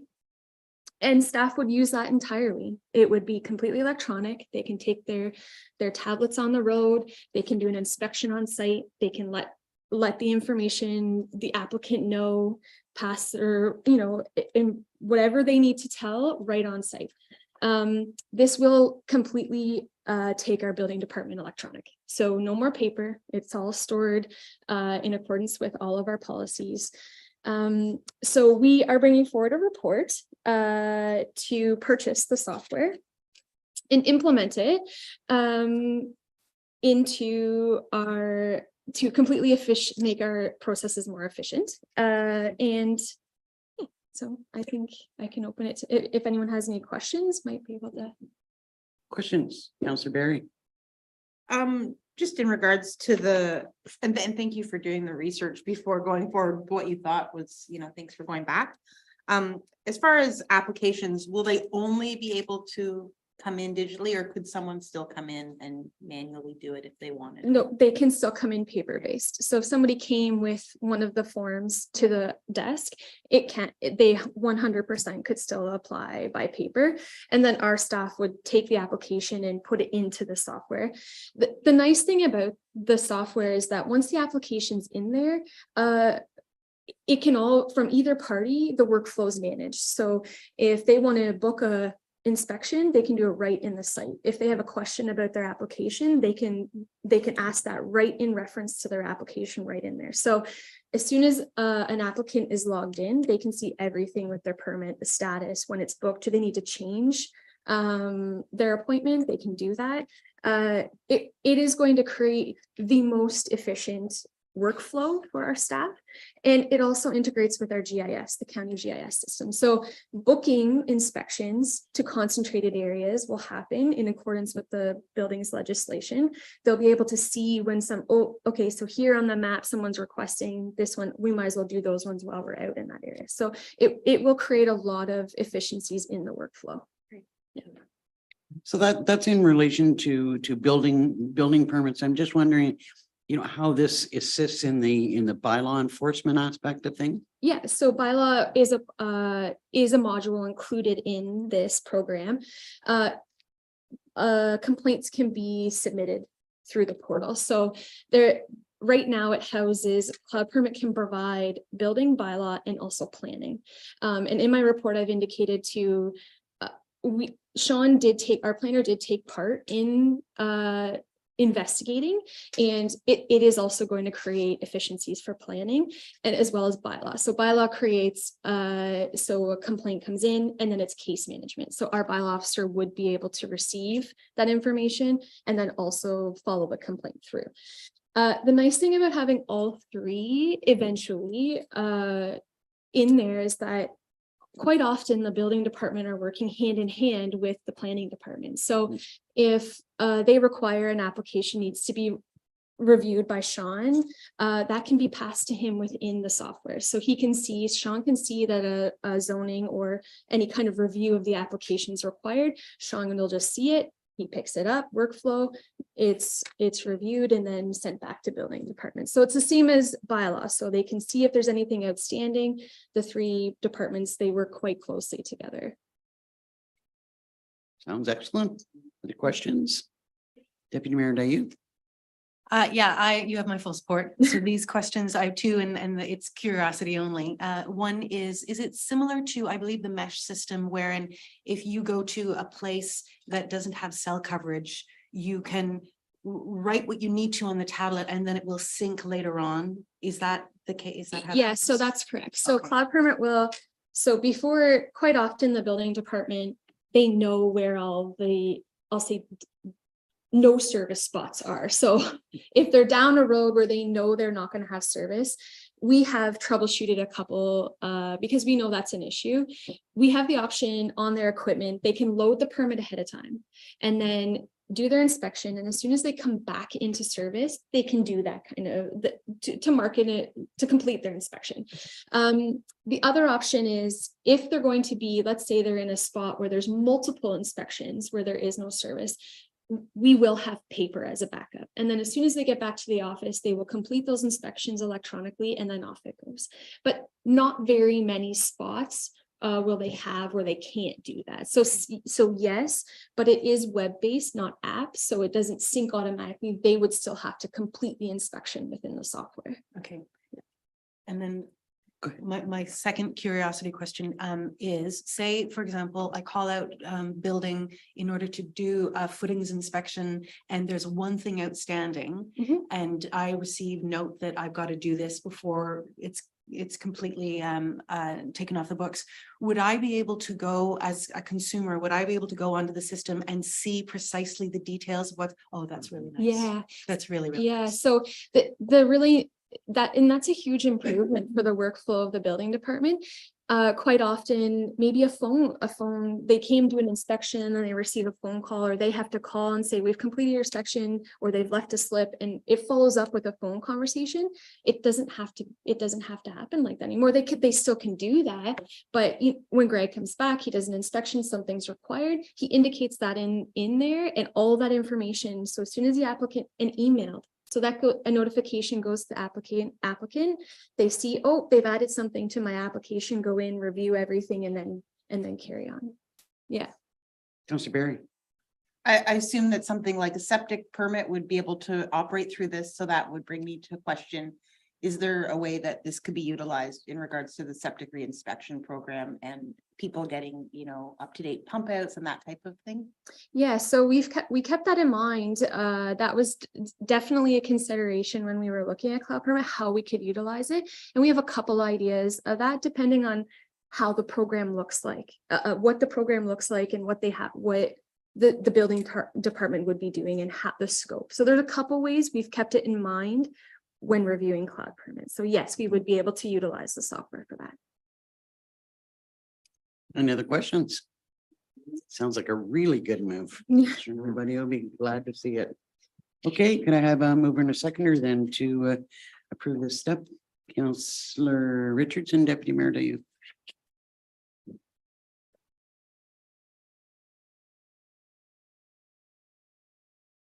Moved by Councillor Richards, second by Deputy Mayor Dayu. Be it resolved that council receives building report DC 323 regarding a new software purchase for the building and bylaw department, and the council authorized the purchase of cloud permit software by a single source procurement at a cost of $24,200 plus applicable taxes. And the council authorized the initial $3,650 set aside for city reporter from provincial modernization funding be redirected to the purchase of future software needs of the bylaw department. And further, the council authorized the mayor and clerk to execute an agreement with the final form and content being to the satisfaction of the chief building official and CAO with cloud permit. All in favor? That's carried. Thank you. Thanks for your work on that, Sarah. Nothing under Parks, Recreation and Trails, except in the bylaw section. So on to environmental business.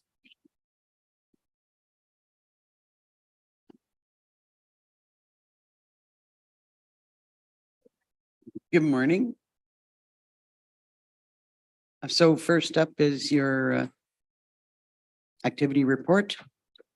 Thank you. So as activity report for April, as we're starting to sort of get into ramping up our season and the usual slate of meetings and discussions and that sort of thing. We have implemented now the new summer hours. So we got all the signage and everything up before May 1st and got people on board with that. So Chad's done a great job with getting word out in social media, and that's moving ahead. So it's a big change and pretty excited about that. I just wanted to give you a bit of an update on Maple Lake. I think that's probably the top thing on everybody's mind as far as environmental goes these days. So if you have been at the site, you've seen things have been moving along, and there's some pretty noticeable changes at the site now. We are looking to have sort of a soft launch of things on June 1st. So that's getting the bin wall for recycling and household waste online. The other materials, the township has some work to be done there, and it's a bit of a staggered because moving all of materials and blocks and things like that, we can't do it when the site is open, obviously, and we need to be able to just schedule those in as things are available with Public Works crew as well. So June 1st for getting probably the primary sort of traffic log out of the old site and getting into the new bin wall, which will be very exciting. And then moving on. And I did want to just sort of ask council, we're looking to have before July 1st to have everything at the site in place. And so people won't have to be going to the old area. And I wondered if council was interested in having any sort of, of opening or, tour event, that kind of thing. I had in mind to sort of do a grand opening. If council's interested in that, and could you maybe a bit of a tour beforehand and then have, a ribbon cutting or something. I would take your input as to what you'd like to see there. I think, I don't know if I want to use the word grand opening, but an opening, a medium opening. I would think that council would probably very much welcome a tour in advance of that to just have a full understanding of how it's going to work. And thoughts from council? Deputy Mayor Dayu? Yeah, I would love that. It's been a really big investment. It's been a very important project for our community. And I think to mark that and commemorate that, and also use the opportunity to spread the good word about what we're doing to make our landfill management more efficient. Other public messages to get out there. I think it would be really good. One question I've got, and maybe I should know this from having looked at the plan, but I see as you in between the first and the second zag, there's a huge area on the right-hand side that's been cleared just recently. Is that part of our operation? Yes, that will be. So the entrance of the site will be changing a bit. So the attendance will be at the front of, just as you come into the existing site, past the gate there, we'll have an attendance shed there. And then on the right-hand side will be things like the reuse center, our hazardous waste enclosure, the parking space as well. So that's some of the more managed materials where they need to be sort of under closer eye of the attendance. And this is a site that's been cleared before you get to the entrance gate. It's a quite substantial, when you go straight ahead and there's the shoes hanging from the line and you turn and in that midway on that stretch, there is a very, very large clearing that's just recently been put in place. And I don't know if that's private or as part of our operation. Somebody told me it was part of our operation. It wasn't necessarily somebody in the know. If I may, just to sort of make sure I'm talking about the same area as you are, like, so where there's the construction trailer. No, it's way before that. Oh, on McPhail Road. Before the landfill, like before. Yeah. Oh, yeah. okay. I think Angie can maybe speak to that. That is another project that the township is working on in fire services around a training area. And that's township owned property, yes. Well, that answers that. So the answer I got was half right. It's township project, but Councillor Berry. That might answer a question I've had an inquiry from a taxpayer. Is that part? We're all geographically, our landmark, is that by the farmhouse? It's just past the laneway into the Okay, farmhouse. yeah, okay, I was asked what that is, so there, thank you. So we will look forward to some news about an opening. If I may, can we look at a possible date? Is that get it sort of so we can get something on the calendar? I had June 27th in mind, which is a Tuesday. There's a couple of other meetings that day, so in the afternoon, maybe 3 o'clock or so. Thoughts, Councillor Dayu, Deputy Mayor Dayu, sorry. I think Lisa and I are going to be booked up with committees of council. It's hard to know how long that they go. Unless we change that. Angie. I know we did look at the calendar, Melissa and I, yesterday, and there is a committee meeting at 1 o'clock. I wouldn't suspect it would go more than 2 hours, and that's why that Melissa is offering 3 o'clock. So you'd be at least in the general area Right. that day. Counselor Barry.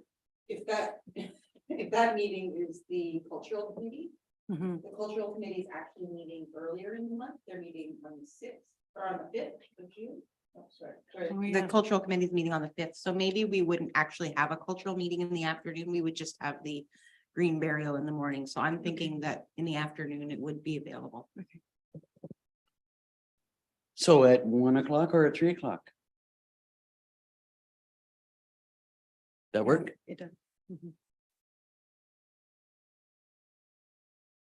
The site is open that day, so, bring your materials along to try it out. If you're not familiar with the site there, you're not a usual visitor, and we will put 1 o'clock on Tuesday, June 27th on the calendar.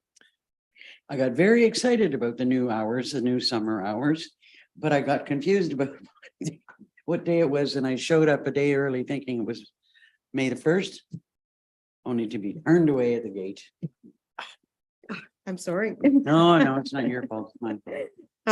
Yeah, it certainly happens, and I think it's happened probably to everybody where you've gotten there and been like, oh, I was looking at the wrong side of the card or the wrong side of the hours, and we've tried to do our best to sort of keep things as clear as we can, but it's a lot of information, and with the foresight. So, unless any other questions about Maple. Any other questions about the activity report?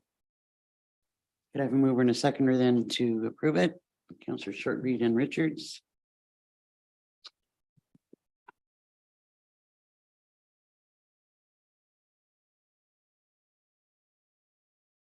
Moved by Councillor Short, second by Councillor Richards, be it resolved, council receive report EB 1523 regarding monthly activities submitted by Melissa Murray dated May 18th, 2023.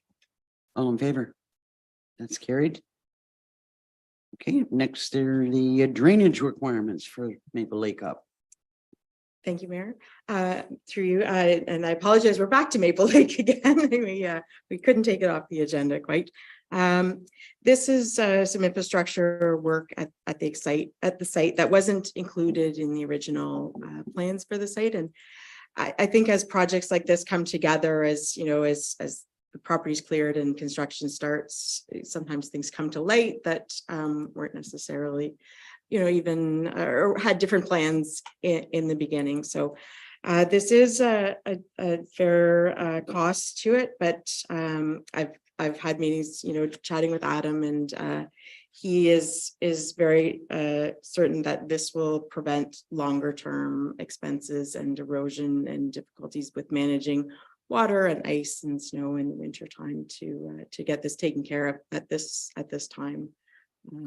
Well, we have a contractor in there, and there's the opportunity to get that work done. So this would not necessarily fit into any contingency costs that were associated with the original contract, but extra funds. Yeah. Questions? Councillor Barry. And just to be clear, the $35,000 is for the actual work, not an engineer. Perfect.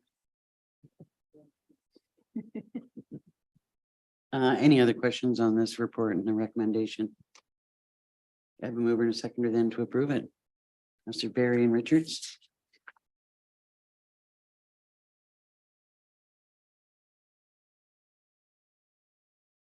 Moved by Councillor Barry, second by Councillor Richards, be it resolved, council receives report EB 1623 regarding Maple Lake Operations Center drainage submitted by Melissa Murray dated May 18th, 2023, and council hereby concurs with the recommendation to install a drainage system to the bin wall structure at the new Maple Lake Operations Center, and that council authorizes Weir Great All to complete the drainage project through the single source procurement at a cost of $35,790 plus applicable tax. And finally, council authorizes the work to be funded from reserves. All in favor? That's carried. Thank you. Can't wait.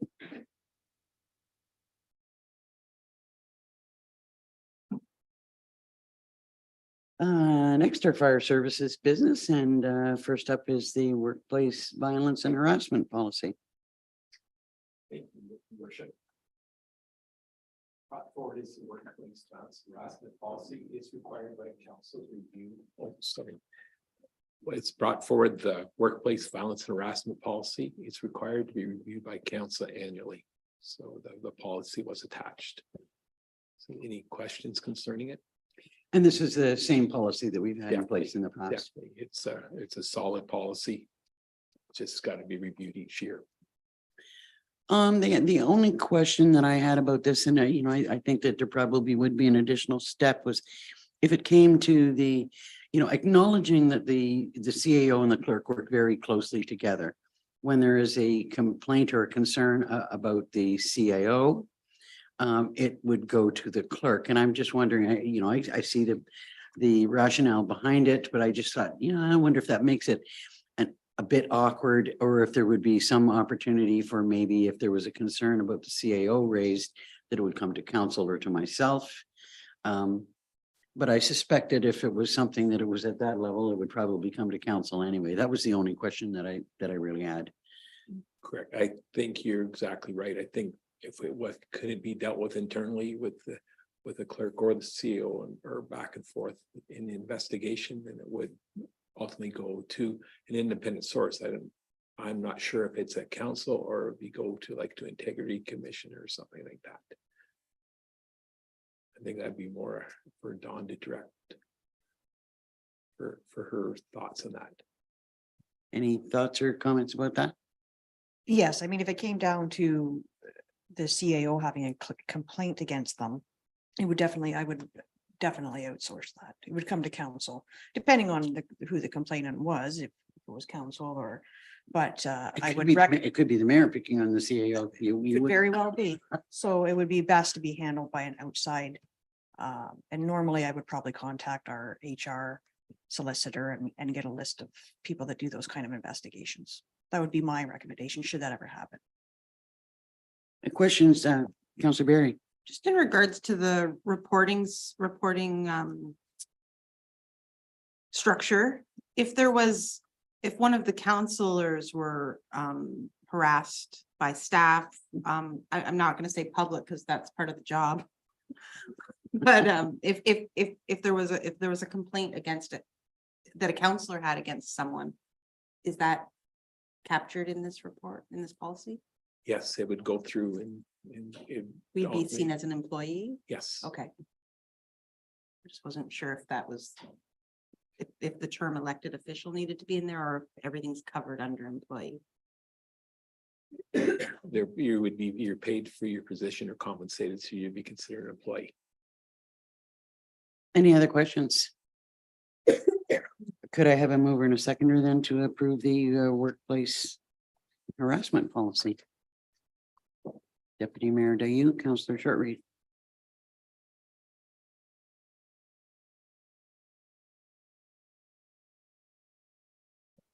Moved by Deputy Mayor Dayu, second by Councillor Shortreed, be it resolved that council receives FD7 report FD 723 regarding workplace violence and harassment policy submitted by Michael French dated May 18th, 2023, and further council has reviewed the Township of Algonquin Highlands workplace violence and harassment policy in accordance with section 25(2)J of the Occupation Health and Safety Act, RSO 1990. All in favor? That's carried. Next is your monthly activity report. Yes. Anything that you'd like to highlight? It's been a busy month. Our training's been trying to do all the things that we could potentially meet coming forward. We have been doing forestry training and specific items like that. I would like to just touch a little bit on the previous part where you spoke about the property on McPhail. We currently are in the process of moving our training operations. It's in the aggregate area where it's not allowed to be. The MNRF requires it to be moved. It's not allowed to be within an aggregate area. So we did budget in the budget this year for moving.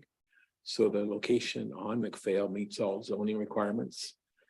The reason it's large the way it is now is they're going to do it jointly with the work that's being done on McPhail Road. It's going to be used as a storage area and all that, reducing costs.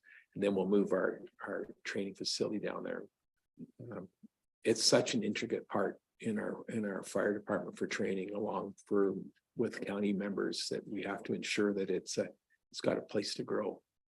But we will be keeping it out of view as much as we can, and ultimately putting trees in along the front line so it's sheltered again from the view of the general public. We have confirmed with planning it meets all requirements for that too. I find it interesting that you're not allowed to be in a granular resource area, but you're allowed to be where you are. I mean, I would think that there's more risk with, fire where you're going to as opposed to where you It's were. all self-contained within our unit. It's inside of it. Madam CAO. There is another piece to it. That location is within the landfill's attenuation zone. And so staff have been working with our consultant just to find out what additional requirements there may be in order to have it there. And I know staff have received some information around that, and there may be a requirement to do some additional monitoring. So that if that's the case, we may need to bring that back to council. Okay. Thank you. Any other questions about the monthly activity report? Councillor Shortreed. No questions, but I want to pass on a bunch of compliments that I've heard the last Dorset fire. Amazing. People were just raving about how well everything went in that fire. Yes, and Just it was unbelievable, the cooperation, and so council's all aware, there was a 5-station response to that fire on Monday. We had all 3 from Algonquin Highlands, along with the participation of the Port Cunnington and Dwight stations from Lake of Bays also responded. They worked their hearts out, and I was telling the CEO on Tuesday morning, they all came out of the bush and they were just covered in all the stuff. And they all came out smiling. They felt like they did such an accomplishment. And all the stations, they interwound and operated. It's unbelievable what they did. And one of the reasons the fire ban was put in place was because of the way that fire progressed. It came in, the original call was a 2x2 fire and ended up being 5 hectares. So they did work hard. And then to follow that, what you just mentioned, I've had a lot of compliments on the new fire ban signs and how visible, and people are actually noticing them. Yes. So. And just so all council's aware, we met on Tuesday morning, the 4 fire chiefs of the county, because we're one voice, one message for all the fire chiefs. And there was multiple calls on Monday that if we would have had a structure fire within the county or even medicals, we weren't prepared to respond. All resources were tied up. So MNRF sends indices out every day. And our indices show that we're in the extreme right now for fine fuels, which is the top thing. And that's why it spreads so fast. So that's why the fire ban's in, and everything indicates that it's the best option we have for the environmental and the safety of our communities. Well, our appreciation to all of the firefighters. They did well. Councillor Shortreed, when you're speaking into your mic, could you actually speak into your mic? And the same for yourself, Deputy Mayor Dayu, it's quite a distance away from you. Okay. So I think we're hearing that can't be heard well. So could I have a mover and a seconder then to approve the activity report for the fire services? Councillors Richards and Barry.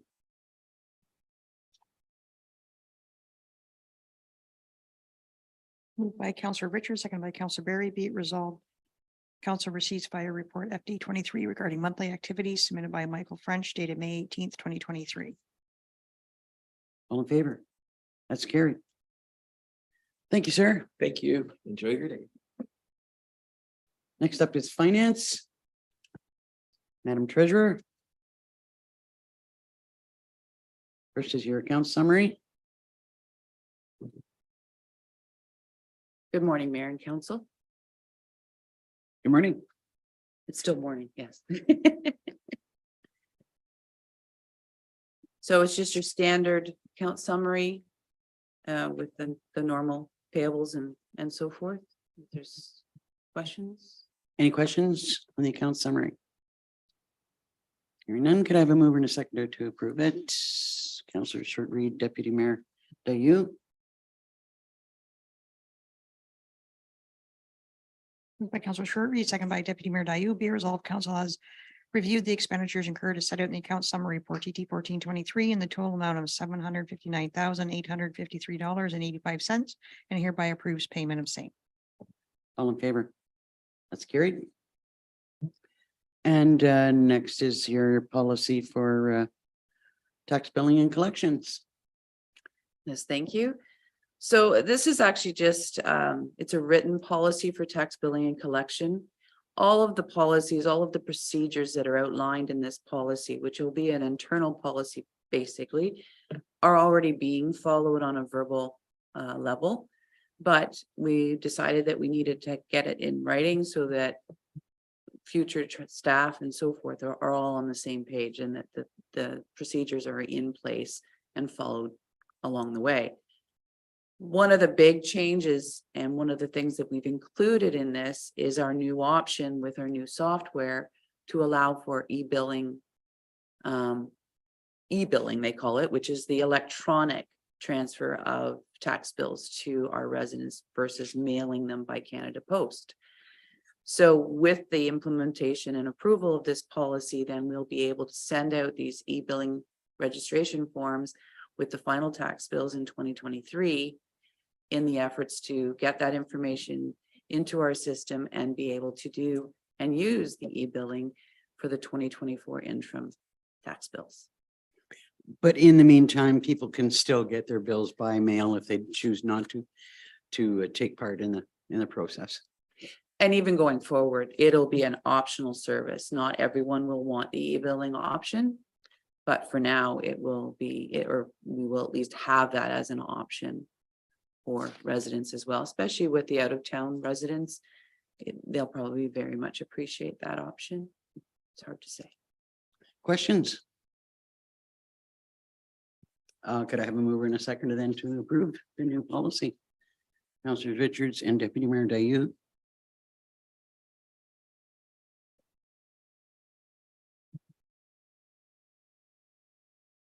Moved by Councilor Richards, second by Deputy Mayor Dayou. Be it resolved, council receives report TT 1523 submitted by Jean Hughes dated May 18th, 2023. And that council approves a tax billing and collection policy for the Township of Algonquin Highlands as presented, and further that a bylaw to adopt the tax billing and collection policy be brought forward for consideration. All in favor? It's carried. Thank you. Thank you, everyone.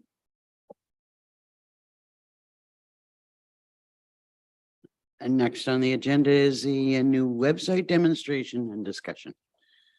I'm really excited about this.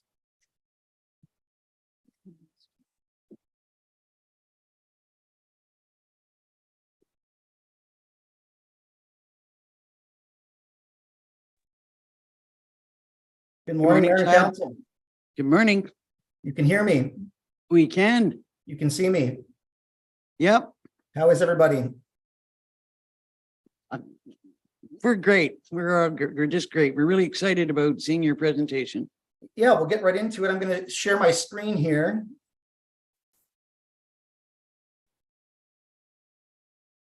If you want to let me know when you can see my screen. Yep, we can see it. You can see it. So this is a work in progress, but we are getting there. This has been a long project, a huge project, continues to be huge. But this is essentially the prototype for the new township website. I would say as I go along, if there are any questions or comments, feel free to stop me and make those. Up at the top, we have the central navigation, 4 main menus, and an I want to menu. Within each of these are a series of things. We tried to do less drop downs in the current website. The current website has drop down within drop down. All of these are just one click and away you go. Here we have a central header. Now there is a caveat to this section with our particular CMS. So to have a revolving carousel of images behind here, we would have to drop the search bar below that image.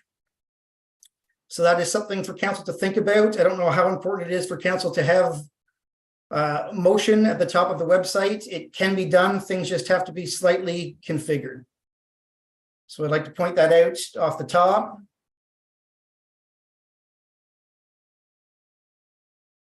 Here we have a series of icons. These all lead to various places. They're all calls to action. Same here, all calls to action. They'll take us different places. As will this slider icon. We have it on airport and fire services right now. I should add that any of this stuff can be changed at any time. I virtually have control over everything you see. I have put everything that you see on the website. So things can be interchanged and changed on an ongoing basis. One thing you'll notice missing here, this large white space is not supposed to be there. GHD has assured me over and over that the calendar will be ready. Unfortunately, is still not ready, so I apologize that you're not able to see that today. The idea is that this is essentially supposed to be the news center. So we have news feed on the left. So whenever I create a news and notices piece, it shows up in this feed. We have our Facebook feed in the middle. And then eventually calendar will go on the right-hand side. This is a call for action to subscribe to news and notices. The image there is supposed to be the overhead of a coniferous forest. That's the idea. And below is the general footer. So all of our general information, the boring but important stuff down here, disclaimer, freedom of information policy, sitemap, and so on. And connection to our social media channels over here. We have a question.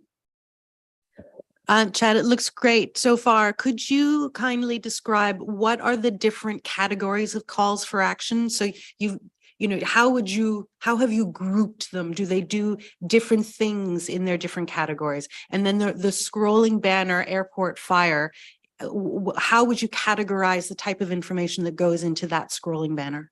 So they all essentially do the same thing. They just aesthetically look different. They all take us to a different page. So if I click on the scrolling airport thing, this is going to take us to the airport. If I click on this is going to take us to the Central Trails page. If I click on this, it's going to take us to council. So they're all basically gateways to other places. Question from Councillor Barry. Sorry, just above the Trails Lookout Tower Museum, what are those things that you can click on above where you are now? Like those, I can't really read what those icons are. Oh, sorry. So there's a series of icons. This one says council. There's a hammer and gavel. Recreation. There's sort of a soccer ball, foot, a tree, waste and recycling, planning, property taxes, and public works. And on the main page, is there a revolving number of photographs? So we can do that up here, but we have to drop the search bar below this picture. It's a restriction of our particular CMS. I've asked them to change that feature, which they're apparently going to think about, because I would like images moving behind here. Okay. But for the time being, it has to be, the search has to be below. So we can definitely have rotating images, but the search will be below that. So that's a consideration for council to make. Like I said, I have asked them to change that about the CMS. I think it might be kind of nice to be able to have a number of different pictures that it would change. Thoughts from council? Councilor Barry? I do appreciate the obvious search bar. I think that's been one of my biggest frustrations, is not being able to search for things or trying to spend 20 minutes to find out where your thing lives when you just want to search for it. So I like that it's front and center. But I think it would still be front and center. It just wouldn't be over top of the photograph. Or am I wrong? It would still be front and center. It would essentially be in the same location. It would fall below the carousel. So it would, that space bar that you would enter in that's just below Algonquin Highlands would drop down below the picture, and the icons, so it would just sort of be fit in that same space with the icons. That's right. So the wording and search would come down here and we'd have a strictly a rotating carousel of photographs at the top. Councillor Sortreed. I love the look, Chad. I just have a question. Just Mhm. because we want people to sign up for news and notices and I mean, this might not be, it's just my opinion that it being down at the bottom of the page, if you don't scroll that far, you're never going to see it. Like, Sure. I'm just wondering if it's like not a flashing red light, but something more visible that, you know, even just for a little while to get more people signed up for news and notices than it down at the bottom of the page. And my other question was, is it going to be easier now for people to search? I want to build a cabin. Like when they search that, are they going to get more information now on the new website than they do now?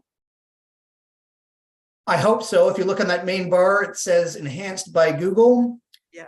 So we've opted through our Google Analytics account for an enhanced Google search, basically. So that's exactly what that is. So Great.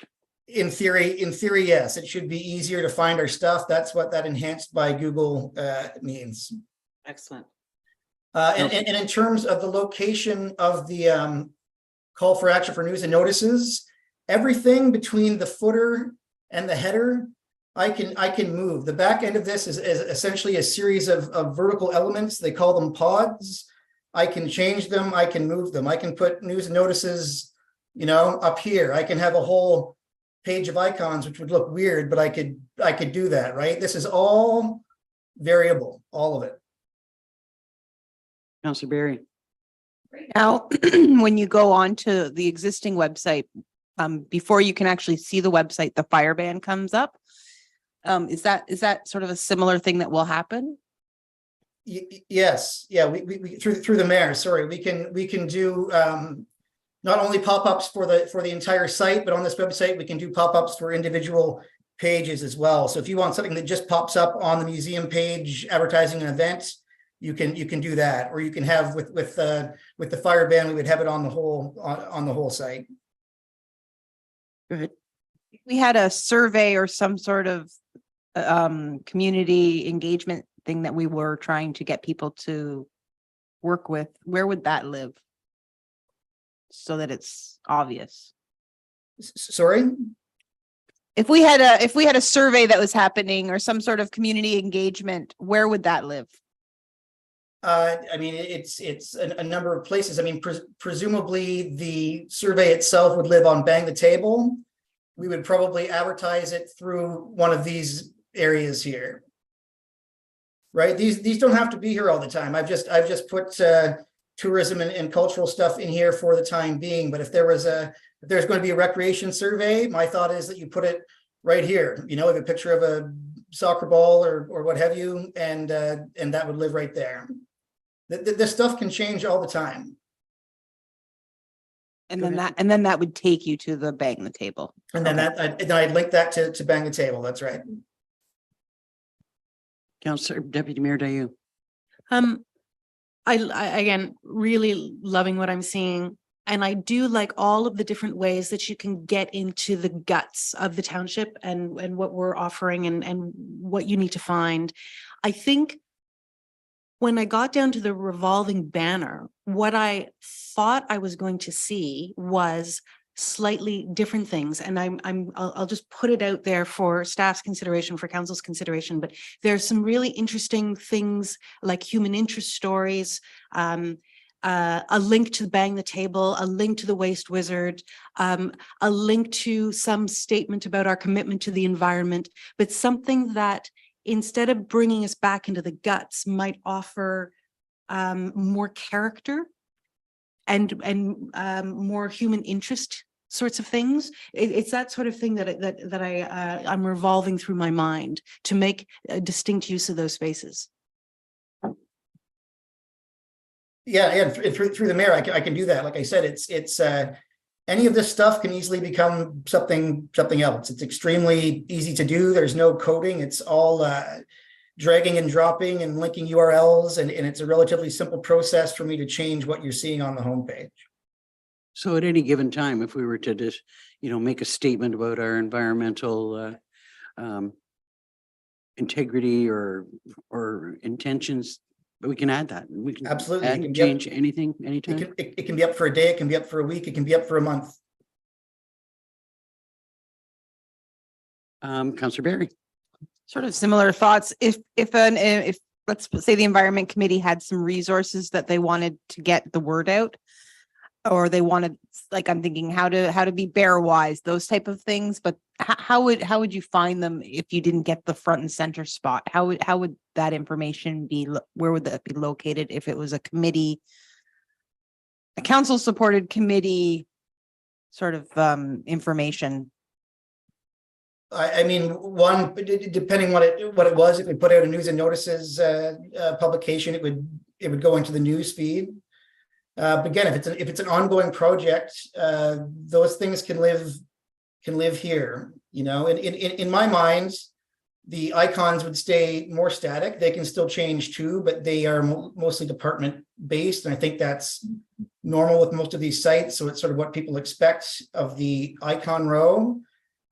This row, which I believe they call the showcase, that's the GHD slang for it. The showcase to me is something that is to be variable, that we can change on an ongoing basis. So if a committee has a project, then it would live in here in my mind.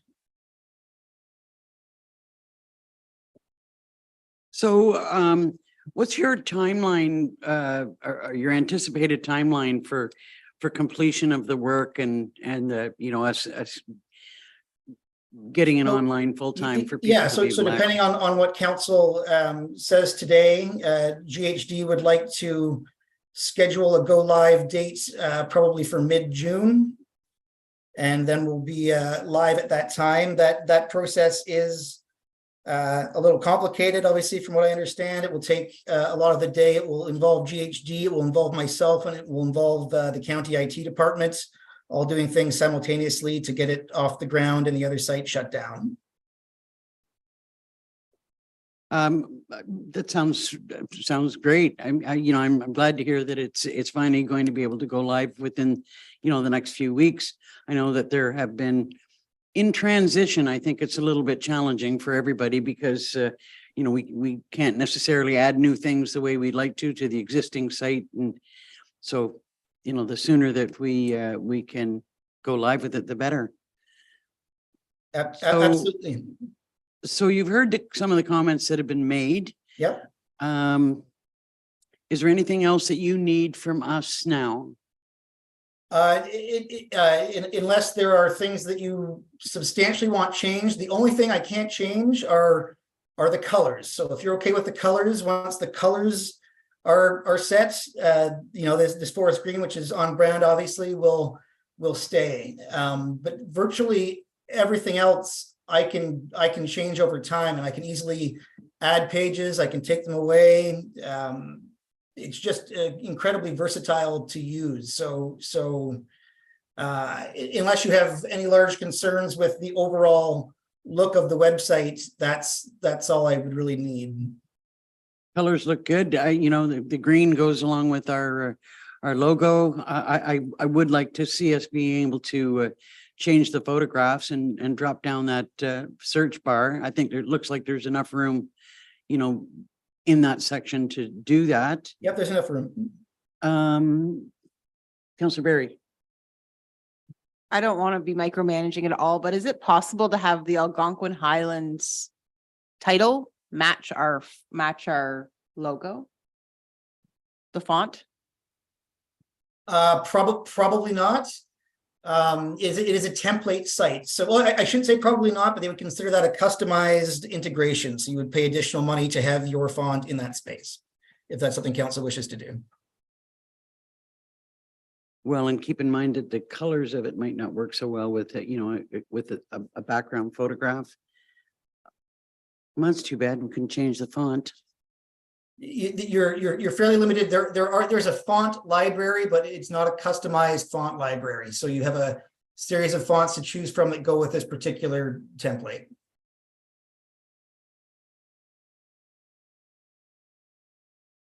Any other thoughts? Now's the time. Deputy Mayor Dayu? It's a process question and directed more, I suppose, to the mayor and the CAO, but in terms of content development, you say we've got committees of council that have good ideas. I presume there will be an expectation that requests regarding the website for council's consideration would come through those reports. But how are there any other process hints you can offer about how we can support the continual development of the content? Without stepping on staff toes. Well, I think you just outlined how it should work. Okay. In recommendations from, various committees. Obviously, there's things like, for instance, we got a request that came through the county that we try and spread the word about fireworks, particularly at this time of year. That, that I think that through that process, I could probably say to the CAO and have and copy Chad and say, here, can we get this out during this period of time? I think that there's ability to do that. And if it's something that we think needs to be done and it can't wait for a committee discussion or a recommendation specifically from a committee, I think that there's avenues for discussion to get it done. I wouldn't want to see individual members of council and that's not on to call up Chad and say, I want you to do this or that or the other. But yeah, I think there's a number of ways that if we need to get something on there that we can. Sound like a reasonable response? Well, keep marching forward, Chad. Looking good. Okay, thank you. I'll take that as a go ahead then on selecting a date and go from there. I guess we probably need to do we need a resolution? Okay, yep, you've got your direction. Thank you very much, Mayor and Council. Thank you.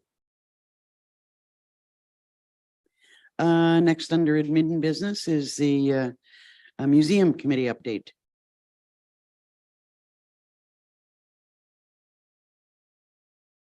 Guess that would be from you, Councillor Barry. Sure. So the committee is continuing to work towards their summer planning. They have had a few people sign up for volunteers to help with operating the museum, and they'll be opening the long weekend of July. There are two motions or requests in here. The first one has been asked, I guess, so there's the area right below us where the archives are. But just outside of there is sort of an overflow of archival stuff, but there's no lighting. And just with some of our members down there's just a request to possibly have some improved lighting in that area. The area where people are doing the computer work and the archival is fine. It's the area outside of there. There's just not a lot of lighting. Angie? Is that been budgeted for in the museum's budget? I don't know. Okay. Remember if that was a financial? I don't think that was discussed. I guess we have to have an idea about what that would cost and what's actually like. It's one thing to say, well, we want lighting, but what kind of lighting and how much lighting and maybe, So should I go back to the committee and ask for a quote on what that would cost? And if they have money in their reserves? We can, staff can get a quote for them. Then it would have to go back to the committee to ensure that that's what the committee wants to spend, because it's going to be coming out of the committee's budget. Okay. I think it wasn't quite clear just because of the location. Yes, it's a request coming from the committee, but it's an administrative building, sort of, it's kind of that gray area. Yeah. Apparently not quite so great. We'll see. I would note that Councillor Richards is Sabrina Richards, not Sabrina Roberts. It says she's referred to twice as Roberts.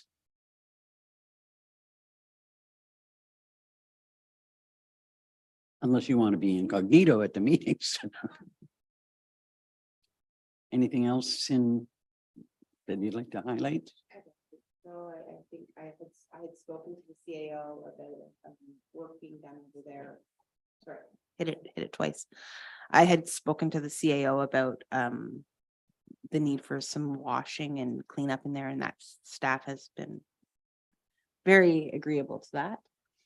And yeah, I don't think I have anything else. I know that there is going to be a request. I don't see it in these notes, but there is, oh no, it is. There is another motion about the James Cooper Trail.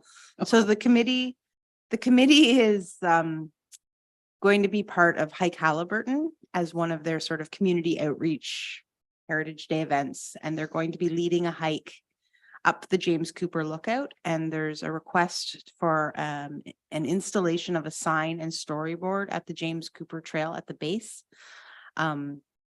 There is some crossover with committee members that are on this committee as well as on the cultural committee. So the request is that the cost of that sign and storyboard would come from the cultural resource funds, but they're asking for council support with that.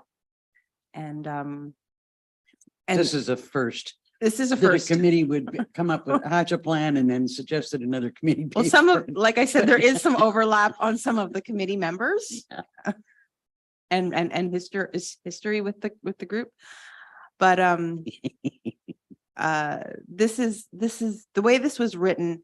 It sounds like it sounds like it's going to be given to a staff member. This is not the case. The appropriate probably person would be Chris.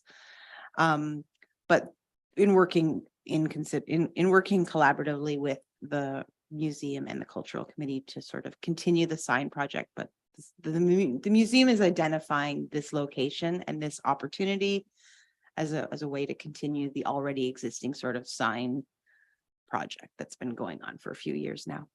Which is the cultural committee's Yes. project. Yeah. Well, I mean, I just kind of think it's a bit, it's humorous. It makes sense. But you know, we don't know what the sign's going to cost, or what they want on the sign. And I think we need to know, you know, what was to be included on the sign before we'd be able to determine what it was going to cost and who would design it. It probably needs a bit of designing. Any other thoughts about that? Like, so it would have to go back to the committee, and that, I mean, that's unfortunate because it means, well, I guess we've got till fall before High Halliburton, so we've got time. Did you have a comment? I'm just thinking that you're absolutely right, Councillor Berry, that it would be Chris that would need to be the appropriate staff person to work with, and he can sort of guide the committee on next steps and getting pricing and that sort of thing. I think that's really what the committee is looking for, is support to work with Chris. That is the thing, and then to come back to council with costing. Any concerns about that? Any other questions about the? Oh, I noted that there was a comment that staff had offered to add triple mix to the gardens. Did that just offer come out of the blue, or were they asked to do that, or how did that? I just don't see a member of staff all of a sudden saying, hey. I think it was in regards to there's going to be some fencing that's being put back up around the existing garden, and I do believe it was a request. I don't know. I think it was in consultation with staff that was going to be doing some garden work to begin with. I just think we need a little bit clearer lines about communications. If I'm not mistaken, it was kind of agreed that requests for work come through yourself to the CAO. And it's just the way it was worded. It made it look like staff just like popped up and said, hey, we've got some triple mix that we'd love to put in your garden. Councillor Richards. I just wanted to mention that these minutes are from last month's meeting, but we've had another meeting since this. Mhm. And one of the requests that they wanted to bring forward to council was that the signboard on the wall here get updated to current information. Well, I will see that request come forward in the next set of minutes. Just because that's the formal way for it to come forward through us and for us to approve it. Angie, It is in the works. We're on it. there you go.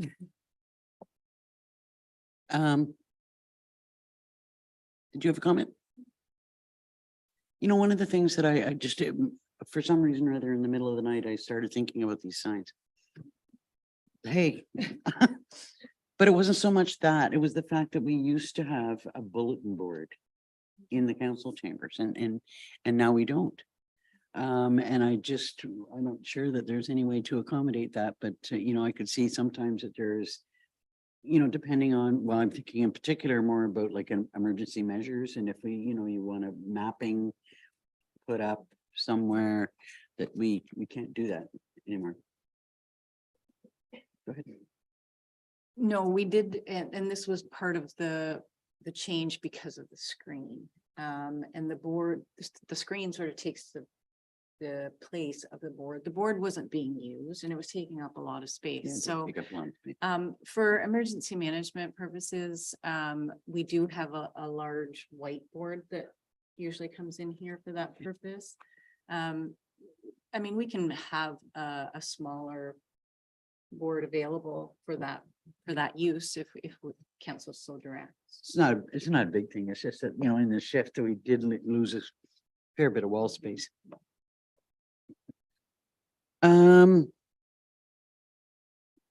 That is, yeah, no, that's all I had is, could I have a mover and a seconder then to receive the Stanhope Museum minutes? Councillor Short Reed, Deputy Mayor you.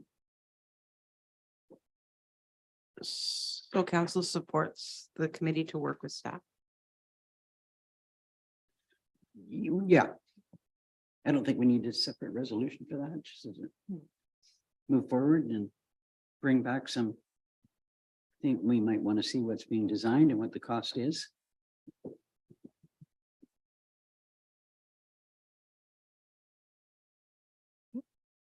Moved by Councillor Short Reed, seconded by Deputy Mayor Dayu. Be it resolved, council receives the Stanhope Museum Committee meeting minutes dated April 18th, 2023. All in favor? That's carried. Next is the Integrity Commissioner's report.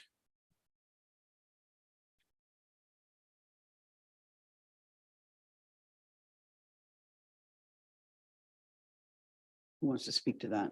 Or is that just for information? Yeah, I can. Yes, this is just an interim report that the Integrity Commissioner has provided. At the year end, there'll be a more detailed report and it will include if there's any investigations, how many inquiries, things like that. This is just standard for information at this time. Okay, yeah, that was one of the things that I wondered, like it didn't really say anything about the number of inquiries or what it cost us to date or anything like that. So it was interesting to see if there's public inquiries. As opposed to us asking like, you know, what do we do about certain specific situations? Any questions about that or anything else that you'd like to bring forward? Okay, could I have a mover and a seconder then to receive the Integrity Commissioner's interim report, Councillor Richards and Short Reed.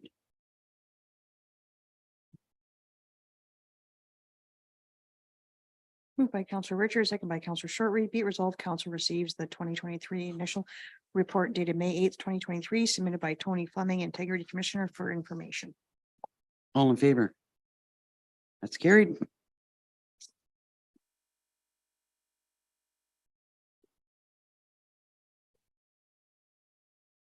Welcome back. Thank you, Mayor and Council. So under planning business, the first is an item for short road allowance closing on Big Hawk Lake.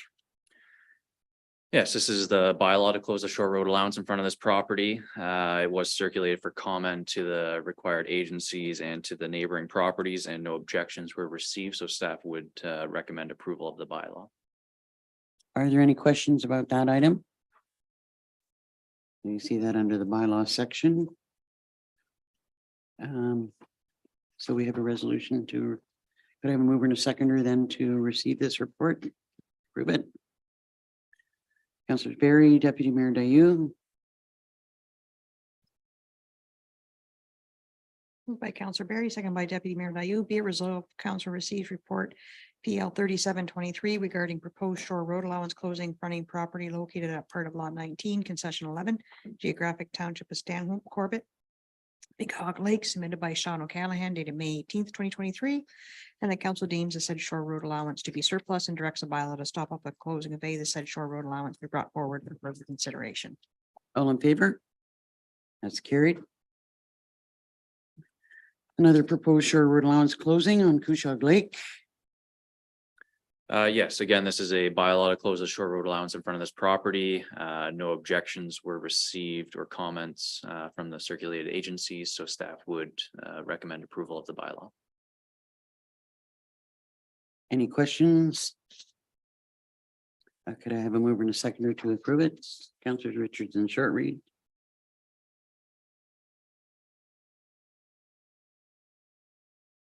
Moved by Council Richards, second by Council Short Read. Be it resolved, Council receives report PL 3823 regarding the proposed shore road allowance closing fronting property located at part of lot 2, concession 7, geographic township of Stanhope, Holcroft, Cushog Lake, submitted by Sean O'Callahan, dated May 18th, 2023. And the council deems the said shore road allowance to be surplus and directs a bylaw to stop up closing of the said shore road allowance be brought forward for further consideration.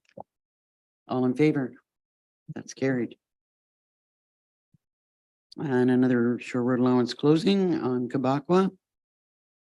Yes, a bylaw to close the shore road allowance in front of this property. Once again, no objections were received or comments received from the circulated agencies, so staff would recommend approval of the bylaw as presented.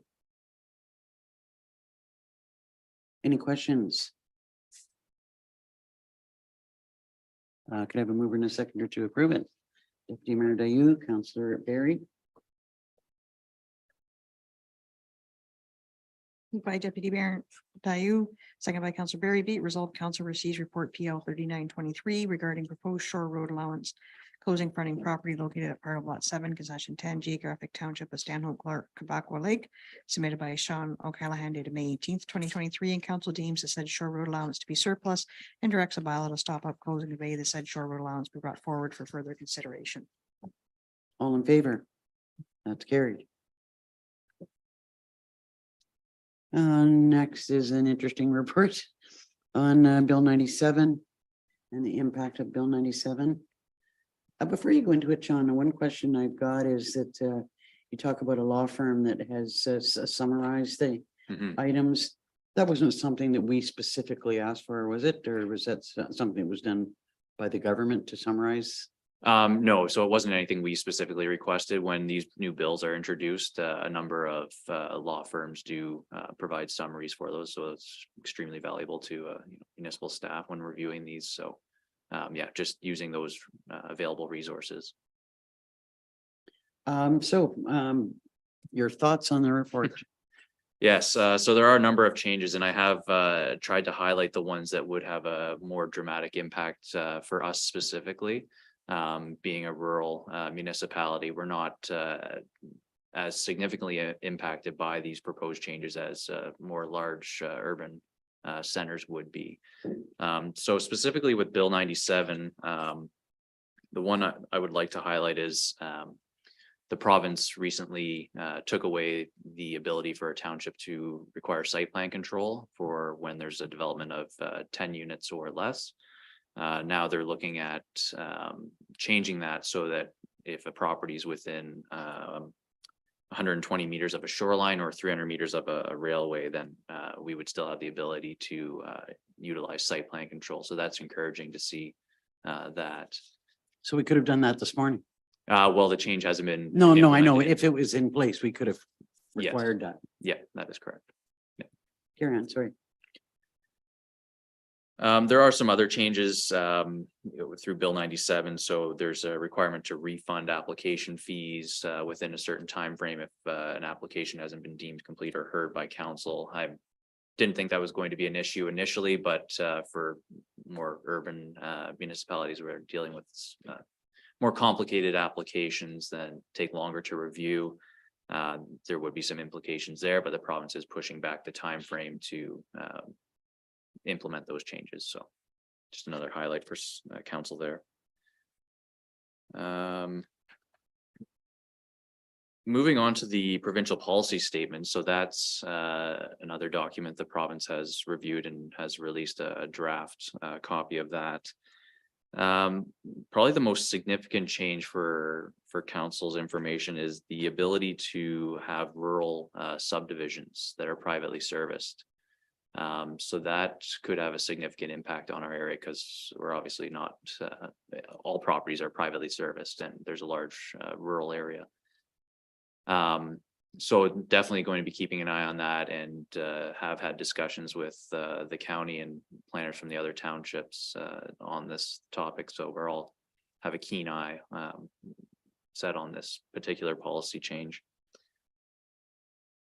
There are some other changes that I've highlighted, but not of a significant impact from what I can see to the township. One that we're still waiting for more information on is the natural heritage policies. So they haven't released, the province hasn't released the proposed changes for that particular area yet. They have indicated they hope to have this new provincial policy statement in place by the end of this year. So we would obviously see those natural heritage changes before that, but they have still yet to be released. So other than that, if there's any questions, I'd be happy to address those. I found that some of them are just seem to me that some of them of the changes are they're conflicting with each other. And maybe I'm just reading it wrong, but you know what, in the first section, it talks about requiring municipalities to implement intensification policies. But then later on, it provides quite a bit of flexibility with respect to settlement areas and being able to expand settlement areas. Those two things seem like they're not really in sync with each other. I'm glad to see that there's more flexibility about settlement areas, because particularly at the land division, I know that there's starting to be applications that are just slightly outside the settlement areas, and you know that there's a bit of flexibility there is helpful, but it just seemed to me that they were not in sync, that they're kind of conflicting. Yeah, They are what they are. Yeah, no, it's an interesting perspective for sure. For us, having the ability to expand a settlement area, it's, I think, a great benefit. You know, that's where we really should be directing development to, and not having to go through a comprehensive review of an official plan to change the settlement area. I mean, it'll just speed up the ability to, you know, get shovels in the ground to build new housing in the area. So. Questions or thoughts about what's being proposed, Deputy Mayor Dayu? Yeah, I spent quite a bit of time mulling over the terminology like provide flexibility and wondering, you know, what that really means underneath. And it could be like a liberation by force. We are giving you the flexibility. We're basically taking away some of your controls to be able to work on that. So as you know, as Sean says, and Sean and I did chat about this briefly on the phone, and as Sean says, I think keeping a real eye on that to see how it evolves in a tangible way is going to be key to understanding terms like that, because I suspect they're not as contradictory in reality as they appear to be on the page. That would be my one thought. And there's one other question that I wanted to ask Sean, did ask him before, but just for everyone's benefit, with regards to requiring municipalities to facilitate access to aggregate resources close to the market. Would you kindly let us know what your interpretation is on that? Because at first blush, my fear when reading this would be, opening up aggregate fields in the middle of cottage country so that it doesn't have to, you know, be trucked far away from, you know, lakefront to developed property, et cetera. So would you kindly let us know what your interpretation was? I knew you'd ask that question. I just knew you'd ask that question. Yeah, so my interpretation of that is really it's to protect aggregate operations from development next door to these pits and quarries, so that it's not. I mean, the province is realizing it's a conflicting land use. So really creating a safe buffer around them so there is no conflict between those two uses. While protecting those sources of granular material at the same time. Exactly. Yeah. And I would almost think because there's been mapping done and sites identified of granular resources that haven't been opened or are in use. And what you're concerned about is actually something that could happen. Depending on, well, I mean, they're going to be doing 118. At some point, they're going to be working on Highway 35 and they're going to want to use whatever granular resources there are close to the project. So we'll have to keep an eye on that. Councillor Barry.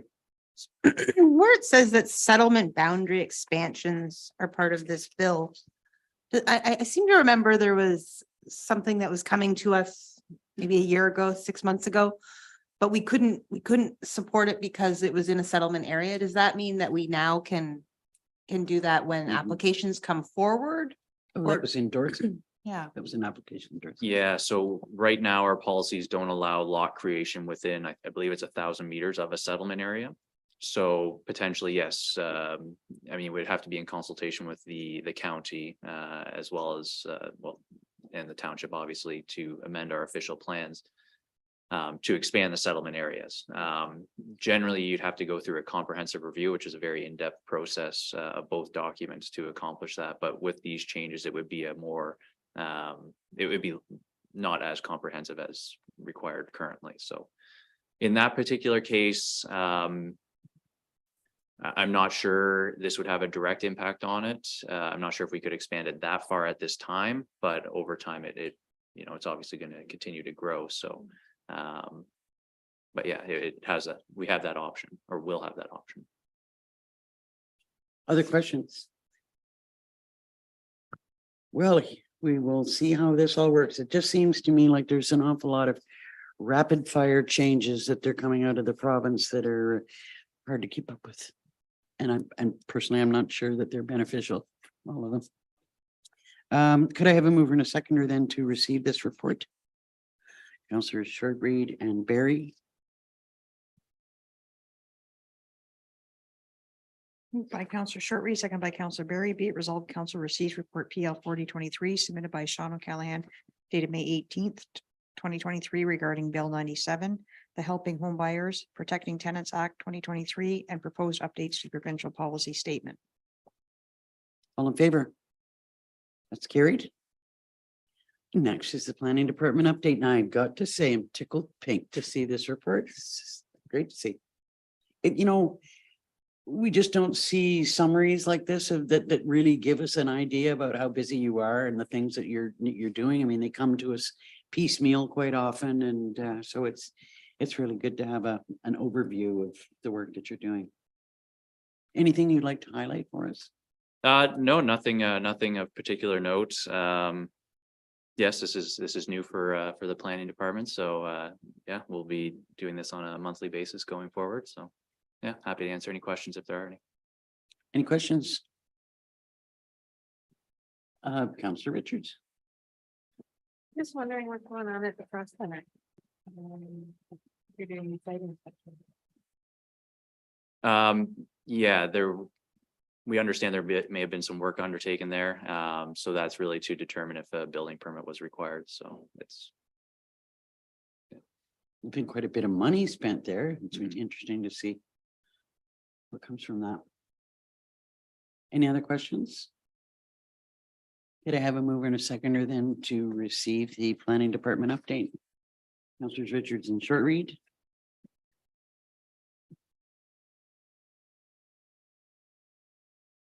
I'm gonna make you come back after lunch, Sean. okay. Moved by Councillor Richards, second by Councillor Shortreed. Be it resolved, Council receives report PL 4123 regarding monthly activities submitted by Sean O'Callahan and dated May 18th, 2023 for information. All in favor? That's carried.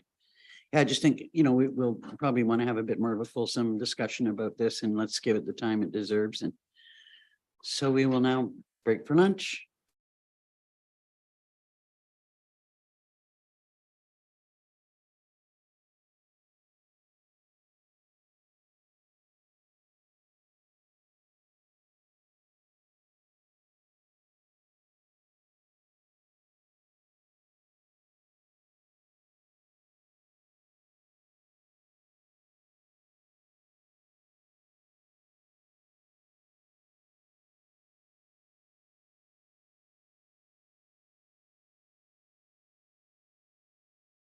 next item that is up for discussion is the telecommunication facility installation policy.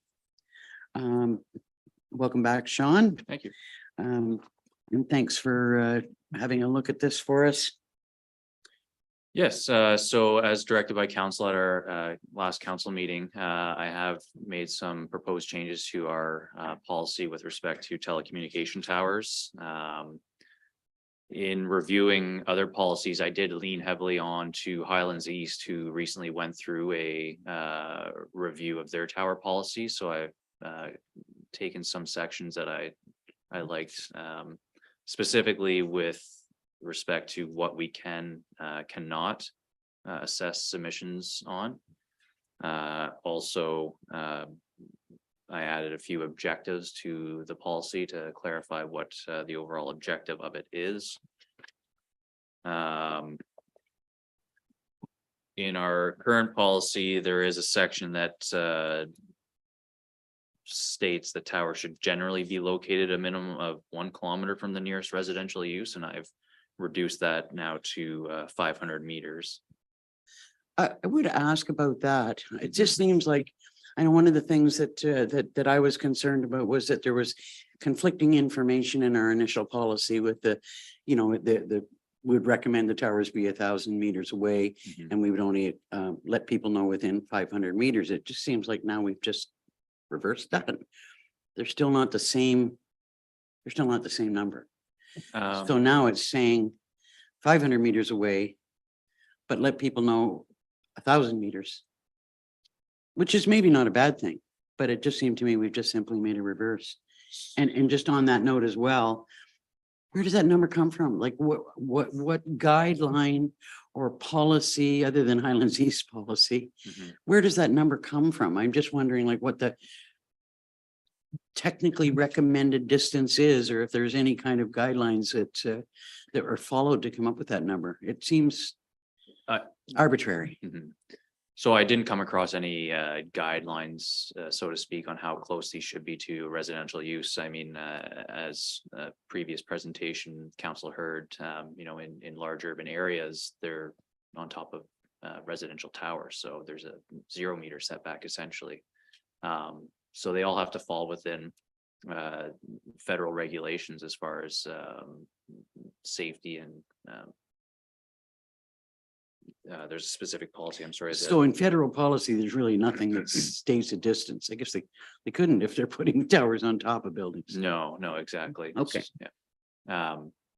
And the 1,000 meters that you're referencing, I've added that in now, and that's only within, if a tower is within 1,000 meters of a lake, is where additional notification would be required. So generally it's a 500 meter circulation. So those two numbers do match up there. Okay, so I'm sorry, carry on. And yeah, so the last change I made was regarding when a tower is within 1,000 meters of a water body, that a lake association, if one exists, would be notified, as well as all property owners on that lake, and not just the ones that would fall within the 500 meters of the tower. So that would be lake, because the lake associations would only have a percentage of the residents on a lake. Right. I mean, it's quite often, it's only maybe 50% of the people on the lake are actually members of the association. So Rogers would be, or whoever, the proponent would be responsible for reaching out to the others. Yeah, so they would have to, excuse me, they would have to notify all property owners by mail, as well as the lake association. So that would really help get the word out there of any future proposals. Big job on some lakes, but. So. Thoughts?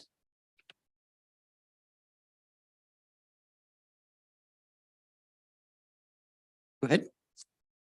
Well, a lot of my questions were resolved in a telephone conversation with Sean. So maybe just to summarize, my main takeaway from that was that the policy is very much one of what we would hope would transpire. As we all know, we don't have any jurisdiction here. So our preference would be this, our preference would be that. Our preference would be that there be a 500 meter setback, but that's only just to say, gee, if you have a heart, think of us. It doesn't really force anyone to do anything. So So a number of the points in the policy that I was a tiny bit, not confused by, but was unsure of, made much more sense when I realized it was almost a wish list policy. One of the things that I in the section where we say that we discourage the positioning towers in a settlement area or a waterfront area.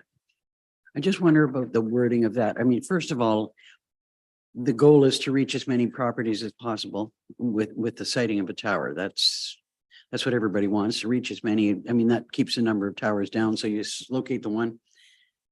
How could you not be in a settlement area if you're going to reach residents?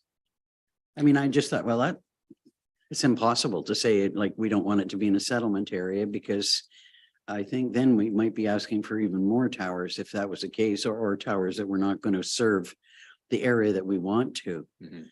And the same follows true for, I know that nobody on the lakes wants to look at them. I get the whole aesthetic thing.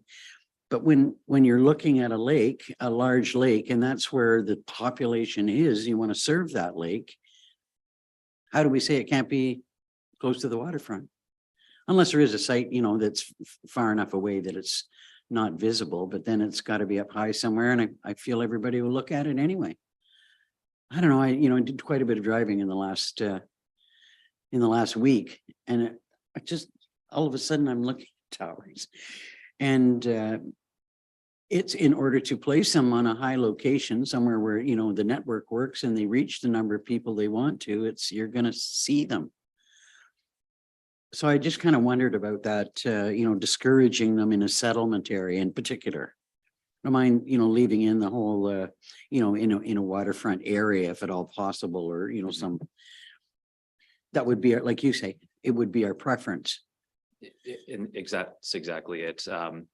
We can't be too restrictive in this policy. At the end of the day, it has to be a reasonable policy, and we have to deal with each one on a case by case basis. So if for whatever reason it won't work outside of the settlement area and it does need to be located in there, then this policy is open enough that it gives council the ability to at least consider that.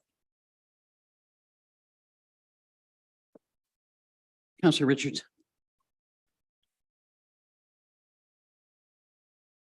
At our previous meeting, I had asked about whether or not we could have letters of support from the neighbors. Did we have a chance to find anything on that at all? Or Unfortunately, I didn't come across any policies that required letters of support. I know it's something I've discussed with my colleagues. And unfortunately, with towers and most planning applications in general, you're more often to receive letters of objection versus support, and the silence would be considered support essentially. So unfortunately, I think it would be difficult to require letters of support or try and balance the letters of objection against the letters of support or lack thereof we receive and make a decision based solely off that. On that note, it is something that, I mean, I've had very, very little interaction on the EORN board yet. It's sort of just been only orientation, and I'm pretty keen on the housing aspect of it. But when it comes to the towers, I have asked them to consider when they're putting out their advertisements that they seek letters of support or objection. So, I mean, so they're literally going to use that wording now, but as Sean said, it just seems like people are more apt to, if the people who are in support of, they think, oh, that's great, what's for lunch? They don't write in, and it's a hard thing to put into perspective or accept, but go ahead. for me, to be completely honest, I can't fathom one resident being allowed to put up a tower and his neighbors having zero say, zero compensation for it. I think if you're gonna put a tower on your land and you're gonna be paid quite well for it, then at least your immediate neighbors should have a say in that. Because it's unfair, and I think by us not requiring neighborly support, we're essentially setting people up to be angry and, contentious with each other in our community. And I don't think that's something we should do as a township. I don't think that that's something that we can control. I don't disagree with you. It's like it's like the distance, and I never really thought about it before. I think at the last meeting we had, somebody make the comment that, that we're going to let people know within 500 meters and give them an opportunity to speak up. But there's somebody who's 600 meters on, maybe on the opposite side of the lake. The people within 500 meters aren't even going to see it directly. The people 600 meters away on the other side of the lake are looking right at it, but they're not part of the consultation process. But, so I don't know. I don't think that that's within our ability to control. The one thing that I really have a problem with on the federal side of things is that you're not allowed to make an argument based on what it does to your property value. And that's one of the points that you're making. That does not seem fair. Like, I would think that that really would be something that you've just devalued somebody's property. Now, I've talked to a lot of people about this, and there are people who said, well, it shouldn't devalue your property. It might make your property worth more money, depending on the kind of property it is. I don't see that as being a good argument for residents, but Councillor Barry.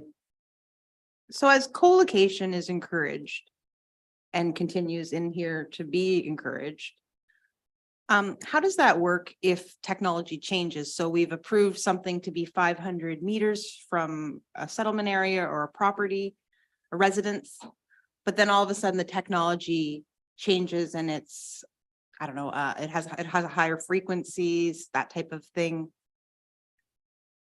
How does that work in the long-term planning of safety? And I understand that we don't have the regulation authority for those guidelines, but even some of the guidelines that we've been given to date have been, 6-7 years old in information. So we're virtually approving something going forward that we don't know. How does that tie into co-location? No, you raised. So if you have, if we have, say we have a tower in an area, and then all of a sudden now we're putting in 6G, 7G technology on that tower going forward, we would be supporting that technology being put on an existing tower opposed to a new calendar, but you're putting a new technology on a co-location. Well, from my understanding, they look at co-location first. Every opportunity that they possibly have to co-locate service, they will, as opposed to, because that's preferred to a new tower. Mm-hmm. I'm not sure. I've heard a number of comments being made about. Well, I think Councillor Richards made a comment in the last couple of days. Well, what do they do with the towers when they're outdated? Mm-hmm. Like, what requirement is that for restoration of a site or replacement with new? But that's not something that we don't have the ability to control in any way, shape, or form. I mean, they're excellent questions and concerns, but it's not within our control. It's something that we're supposed to be looking at basically strictly from a planning perspective. Councillor Dayu, Deputy Mayor Dayu, sorry. But is there, as this is sort of a wish list policy, I do wonder if there is scope to add things like, it is our preference that should this item become obsolete, that it be taken down forthwith, or something to Lisa's point. If I'm not mistaken, Sean, in Ward 3 in the last 7 years, there was a tower that went up and then the tower got higher. And because the tower had already gone through whatever municipal processes it already had to, I don't know, maybe you can say, did it come back? Did it have to come back when the owners of the tower wanted to make it even higher to do more things? So I wonder if there's a possibility of putting in a policy like this. We would prefer for that not to happen, considering we don't have any control over any of it. You lost me somewhere along the line there. I'm not. I believe that they would have to, if they were putting in a higher tower, that they would have to come back. with a new application. They couldn't just put up extend the tower, put up a different tower in the same location without coming back. Is that correct? No, so there are some exemptions to having to go through the full policy, and one of them is the increase in height of an existing tower. I'm just trying to find the specific section. Okay. But to be able to comment about how they would restore, like, there's got to be requirements that they've got to meet at a higher level than us. And like, we don't know, like, if they were changing, I think there's so many different eventualities, like they might be adding to it, they might be changing the scope of it, they might be replacing it, and like, how do you can't say, well, we prefer that you do this, because that might not, what do we know about that? I guess it's less, we would prefer that you not mark it from 15 meters to 50 meters, but more bearing in, we prefer that the overall aesthetic, which I know isn't part of it, but is borne in mind, that if the community has said, we really don't want the visuals on this tower, but if it goes up another 50 feet and now there are flashing lights in everyone's front window, it's not preferred. Can't comment on that. So sorry, I was going through the policy trying to find the exemptions, but increase in height is not included in our policy. I believe that may fall under federal policy, where they don't have to go through the municipal process, where they're increasing the height of an existing tower. So we wouldn't have any say in it anyway. No. Councillor Short-Reed. Just curious, because I couldn't find it anywhere. Say, for example, in 10 years, everything's satellite based. We don't need towers anymore. They're under no obligation to start dismantling their towers. Just curious.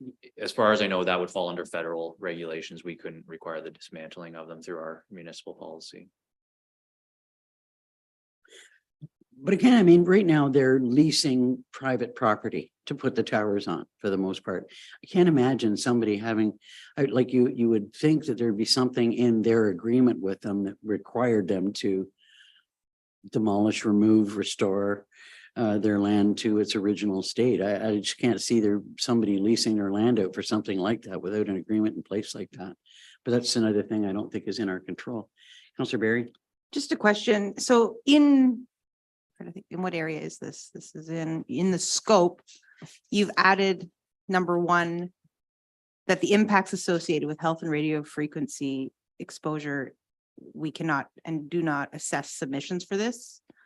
I support the fact that regulation, that we can't interfere with the regulation, but I do feel that we should be no different from, septage and lake health. It is our job to consider the impacts associated with health.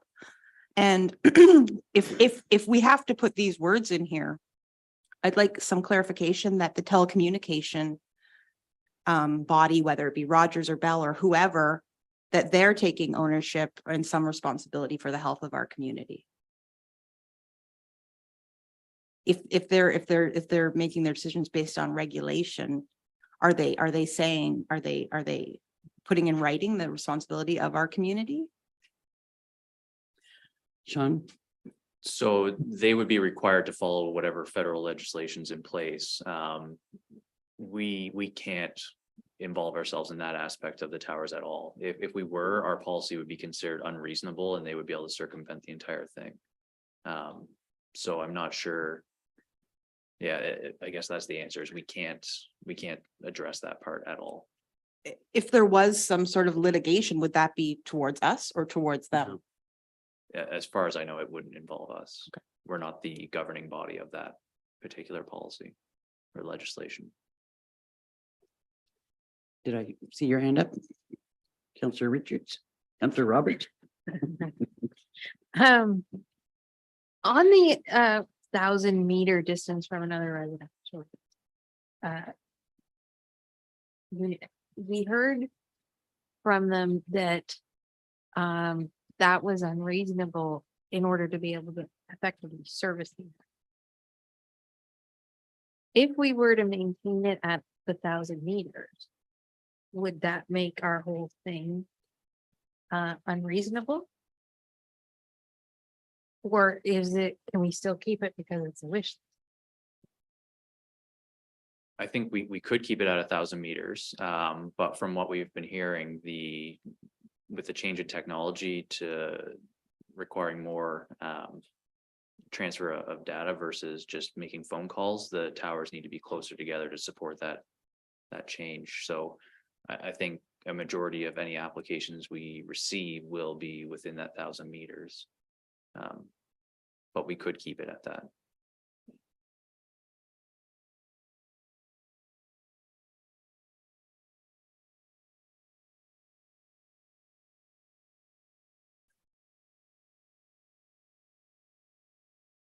Go ahead. Sorry, just one more point on that. So in reviewing other policies, 500 meters was at the top end. A lot of them were around 120 meters or didn't make reference to it at all.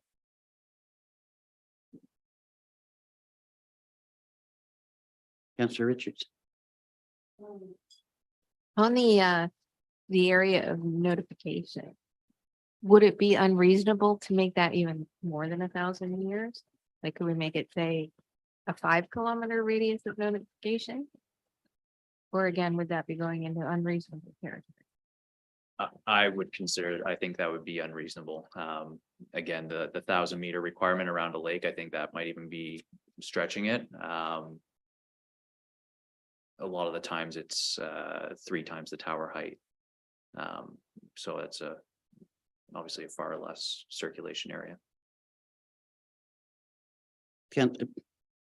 Sorry, Deputy Mayor Dave. But to Sean's point from the phone, because they also have to put a notice in the newspaper and on the radio and erect signs, effectively, they do get to more people than just that small radius. It's just not the hand-to-hand contact. Yeah, that's a fair point. So I guess the question is, whether, we're going to accept what Sean's given us as a document, and it is, as Deputy Mayor Dayu said, this is our preference for how things go. We are, whether we like it or not, it seems like we are pretty limited in our ability to control things. Mind you, we've seen from a previous application that we made some movement, let's say. I don't want to call it success because, it depends on who's looking at it, whether it was a successful thing or not. But are there any specific changes to what Sean is proposing that you're looking for? Councillor Richards. I really have heard substantially from the community on this. I'm not comfortable with us not having letters of support at least asked for. Doesn't mean that they don't get them, they don't come to us at council, that we, would deny it because they don't have it. But I think there should be some effort on their behalf to obtain them. And if we can do that by putting that into this policy, I'd appreciate it. Same thing on the 1,000 meters. I'm not prepared to take it down to 500. Well, I know I'm not prepared to agree to either of those things, but that's just one of each of us. So, if we want to look at each of those items, I suspect I feel differently than maybe most of this council, but I really think that the roadblocks that we are putting in place, and I see them as roadblocks, and I know that in some way we're trying to open it up and allow more public input and opportunity. But I think that knowing that we're the only municipality who's ever failed to concur in Eastern Ontario to a tower application to date, I think we are not serving our residents in overall properly or well. I think we're selling ourselves short, and it will be paying for it by not having the service that most people want and truly do want, no matter what. But anyway, personally, I can't agree to either one of those things, but I'm only one vote.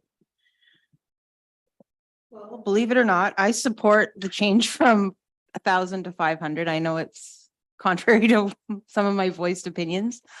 But I do feel strongly in regards to the words of impacts associated with health. I support that we can't get involved in the regulation, but I do think as a elected official, it is our duty to at least consider health in anything, whether this is a cell tower, a building permit, anything like that. So I'm not saying that we can we can't go in and change regulation. I understand that, but I do feel that we can consider impacts of health. And that's my biggest grief with the revisions of this policy. But other than that, I support the policy. I don't know how we can do that, given that is, Sean, go ahead. So we cannot, that wording is changed, that is from federal regulation, so we cannot at all comment on that part of it. We don't have anything to really and truly back it up. And I'm quite sure that every one of us has questions in our mind about the health issue.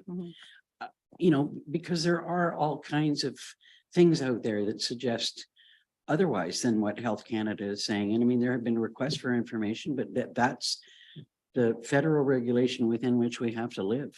Go ahead, Sean. So if we were to include wording that would consider health impacts, our policy would hold no weight. They would not have to follow our policy at all. It would be completely circumvented. Go ahead. I don't think I'm considering that we have the writing in there that says that is how we base it. But the fact that we can, like, even if you just remove that first sentence and had that the township does not and cannot assess submissions based on the regulation for radio frequency, I support that because we can't. But I'm sorry, but I don't think we need to have the words impacts in there. I'm sorry, what? Number one in. On what page? Under scope, I guess under page 2 in the red, the first red.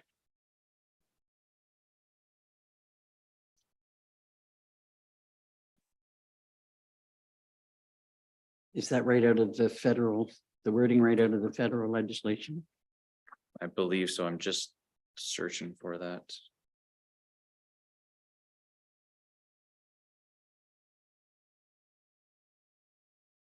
I'm not asking that something else has to be put in place. I could see how we could remove the first sentence and have, I'm and fine. just simply say regulation for radio frequency is under the jurisdiction. Andy, did you have a comment? Then Sean will just have to reword that because it does say that Algonquin Highlands cannot and does not assess submissions for the following. So there would maybe need to be a bit of rewording there, but by taking it out doesn't change anything. Doesn't change it. It doesn't mean that the township can, assess impacts on health. But if we can reword it in a way that gives some comfort level without changing the impact or our decision-making authorities. There's a way to, Deputy Mayor Dave. The only challenge I have with that is that this document isn't only for this group of people, it's for groups of people moving ahead. And the information therein is to remind this table of people what we can and cannot do. And if we remove it, because it doesn't feel comfortable, and it doesn't feel comfortable, the risk is that 4 years from now, a new group of people are going to be here and, oh, well, we should make a stand on the health, and they will have lost the cue that we've been given that we may not. Councilor Berry. The preamble is written up in the purpose. It's the policy specifically. I know it's semantics, but I think it's common. I think even Health Canada and Innovation Science and Economic is continually to looking at the impacts. So I feel like we're by having it in there, we're agreeing to the impacts that we don't know about. Like we know what is up to date, but we don't know what's to come. And for me, that's where my sticking point is. But we can't assess the impacts of health. We don't have the ability to do that. Or the knowledge or the information. Like, I mean, I wouldn't be entirely against changing the wording somehow So that the intent of the federal government is still there, if that's possible, but I do see that it really and truly is semantics and doesn't change anything.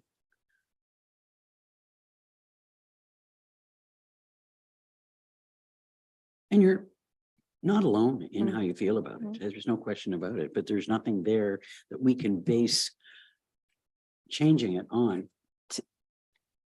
To me, it's sort of just like a precautionary principle. It's a case of no different than the provincial policy statement. And when we come up with our zoning bylaws and all of our policies, you know, the province sets the limit and we can increase, but we can't go below what they're asking of us. And I feel like we're following all of the rules.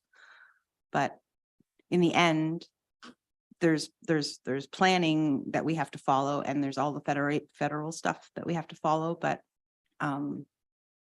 it is a changing landscape. And I'm not asking that we go above, or I'm not saying that we want to be harder than or less or offering less than what is already being regulated. That's how I feel.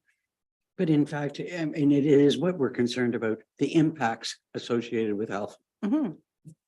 So we said that we probably shouldn't be taking it out because that's what you're concerned about, the impacts. And that we're not allowed to comment on. Sean? Yeah, and that's where I struggle. I don't want to give the illusion that our policy has any direction or impact on the health implications. It's just so far out of our wheelhouse. I don't think it should be addressed at all. I think it's in the municipality's best interest to state at the forefront that we have no decision-making ability or can consider the health implications of towers. That's an entire other level of government that we have no expertise in. We cannot review these applications. While it's, you know, I can understand the concerns, it's concerns related to that aspect of towers need to be directed to a whole other body of government, not to a municipality.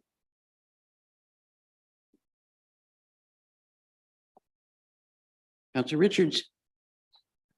I'm wondering if we could give some consideration to different land uses and needs of all of our residents. So in a settlement area, things may be considered quite differently than our lakefront cottage areas. Which are settlement areas. They are, but in a different use most of the time. And, you know, I feel that people who are living, buying on waterfront and cottage areas are less concerned about cell tower versus settlement residential areas. But see, I disagree. I really do. There are so many people that have cottages here that are on the lakes that they want to stay longer. They want to be able to work from home. They can't do it because they don't have service. We've heard that over and over and over again. But they do have internet service now. Starlink is brought forward things much further But than we're a cell still tower. hearing the same argument. We're not in the business of picking between Rogers and Bell and Starlink here. No, but I think All I'm saying is that there are people on the lakes. You're saying I've heard people on the lakes that don't want this, or they're not as concerned as people in residential areas. And I heard over and over and over again, people who are concerned because they want to spend more time here. They would, you know, they would retire here if they had service that they're looking for, and they don't. I don't know. I don't see the difference between what you're calling waterfront residential and rural residential. I think protecting our natural skyline is something that's extremely important and has been supported by council just by our support of dark sky at night policy. But we can't support dark sky at night policies either. And yet, you know, that is one of the largest concerns when it comes to cell towers is the lighting that comes off of them. And as we've heard, you know, if they put in a tower and they decide to increase the height, we won't have any control over the thing. No, that's exactly true. The higher it gets, the more need for lights. Sean. So I think there has been some changes with respect to how they shield lighting around these towers. One particular tower comes to mind on Quagama Lake. There was an issue with the light, and the Lake Association contacted the township, and we contacted the company that was looking after the tower, and they installed a shield within a couple of weeks. I think it might have even been less, but we haven't received any calls or complaints on that tower since then. That was at least 2 years ago. So there is the ability to shield the light to some degree, at least for when you're underneath the tower, and then it's more directed to the sky. But yeah, I mean, we haven't received any complaints on that tower that I'm aware of since then. Okay, so I think we haven't really landed on the 500 meters, 1,000 meters. Deputy Mayor Dayu. On that point, my feeling is to go with the 500 meters, lest we be seen as unreasonable by including the 1,000 meters, which is possible given what Sean has told us that everyone else is either Much- 0 to 150 to 2. So my feeling would be, and also because in the end, it don't matter. They're going to put it wherever they, well, I won't. Well, that could be the case. Yeah. It could be the case. You know what with me, no matter what it is, whether it's 1,000 meters or 500 meters or 100 meters, what I was looking for was, in my first question, was where does that come from? What's the rationale? Where do we see, where that calculation came from? And what you said in 3 times the height of the tower. Now that makes sense to me. There's some correlation in distance, and whether that has any impact on the safety of the tower, I don't know, but at least it's something that I can think, okay, that's how we can justify that number. But Councillor Shortreed. I agree with Deputy Mayor Dayu that we are still higher than the norm on those numbers, so I'm okay with that. And I mean, we still have to acknowledge that we will likely get applications, and I don't know what's coming. I know that there are at least 2 more in Stanhope, but I don't know where exactly. And I suspect that there will be applications in the future that will be closer than that. And then we'll have to consider each one of them by their merits. So any other particular changes that we want to make based on what Sean's recommendations are? Deputy Mayor Dayu? Just want to circle back to Councillor Richard's point about public support. And I do understand the logic behind maybe not wanting to solicit letters of support in case that actually gives the wrong interpretation if they don't write. But I wonder if there's somewhere in the policy we might be able to say, please demonstrate that you have consulted, you have received the opinion of the people, and the people say, yes, we really want this. Is there a way that we can at least? So in our policy, the applicant does need to provide us with a summary of the public consultation that's taken place, and that would include any letters that we received. Just from past experience with these, the majority of letters that we receive are letters of objection or concern versus support.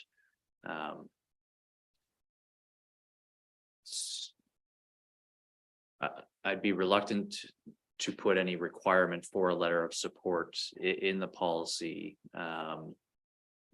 People are given the opportunity to attend a public meeting and speak to the matter should they wish to, and that becomes a record of the application, and that's all brought forward to council. So people are given the opportunity, if it was a neighbor that was concerned with the tower, they would have every opportunity to attend that public meeting and have their voice heard and recorded and presented to council, and that's then something council has to weigh in making their decision on these matters. Well, just as an example, I'll get you just in a second. In the last kind of survey results that we saw, most of the people, like the greatest percentage of the people, were saying we don't want the tower here. We want a tower, just not here. So that's kind of a mixed bag response. I mean, yeah, we support what you're doing, but that's when it gets into the, I don't want to look at it. It's okay for somebody else to look at it, but I don't want to look at it. Counselor Richards. That is actually really where my concern is what weight are we giving to people when they object if we don't have a way to object? And all you're hearing is that they don't want it there for whatever the reason is that they don't want it there. But unless it's in this very narrow window, your opinion doesn't matter, is the message we're sending. So how do we avoid that? No, it's not a message that we are sending. It's a message that the federal government is sending. It's not us that's sending. I mean, we've been told, here's the criteria within which you can do things. So people can object. I mean, and object successfully. So something like that. if the tower is less than 500 meters from another residence, are we going to object there? I would think it would. I think Sean might say that there's no precedent in planning, and each application is looked at on its own merits. I mean, okay, here's an example, and probably not something that I should say, but I suspect that one application that's going to come to us may be closer than 500 meters, but it's to the house of the guy whose property it's on. So if the guy who wants the tower on his property says it's okay, and he's the one who's closer than 500 meters, are we going to object because it's not 500 meters away? Well, I see in that case, you would have the letter of support. Well, obviously the guy supports Yeah, it. no, or- no, you yeah, know what yeah. I mean? Like just to be. Like I would support that because you would have the residence that is within the 500 meters supporting it. Opposed to the person that's 500 meters but doesn't support it. This is why we didn't have this discussion before lunch. Councillor Richards.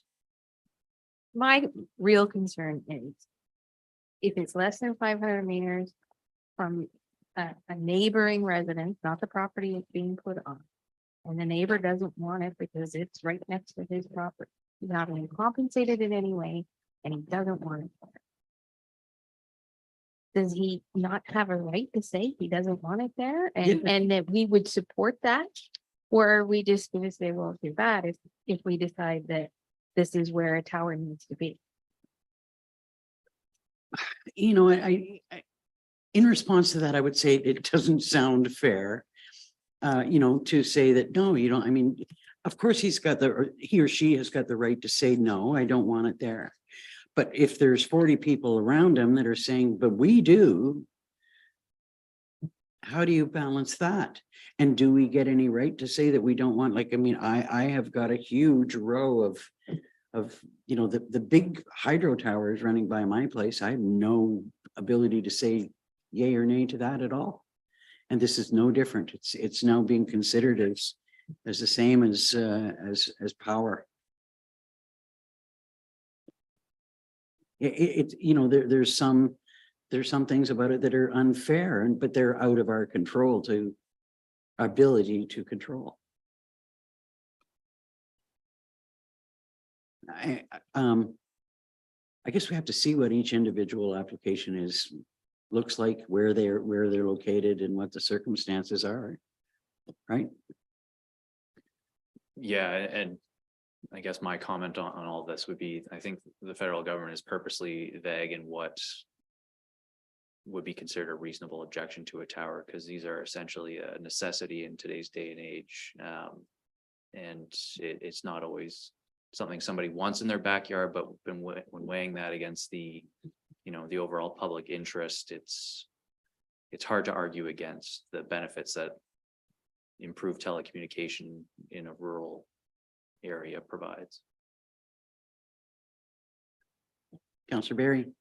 Can you just clarify for me? I understand where the Health Canada is coming from, and I understand where Transport Canada and Nav Canada is coming from, but the number 3 where it says the impacts that a proposed antenna or tower site may have on a property value or municipal, is that coming from MPAC? Where is that coming from that we can't take that into consideration? Federal government. Sorry, impact that on property value? On the property value. Yeah, that's directly from the federal government. And I think that's even more unfair than the health thing. I really do. It's, you know, to your point. Does not seem fair, but it's, as Sean just explained. Well, we need to land somewhere and I think we've kind of heard concurrence on the 500 meters. Anything else that you'd like to see changed? Can I have a mover and a seconder to accept the policy as amended? Councillors Short Reed, Deputy Mayor Dayu.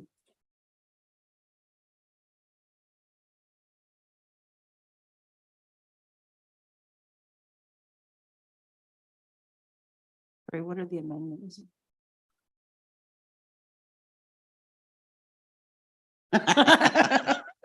I can't Oh, put my hand up. all the red, I mean, it's from our original policy. So all of these changes are the amendments? I've lost it. The resolution doesn't need to say as amended. because Okay. That's as it's submitted to council. So I guess the last piece of clarification, is there a decision on the letters of support that Councillor Richards proposed? Is it in or out? Out.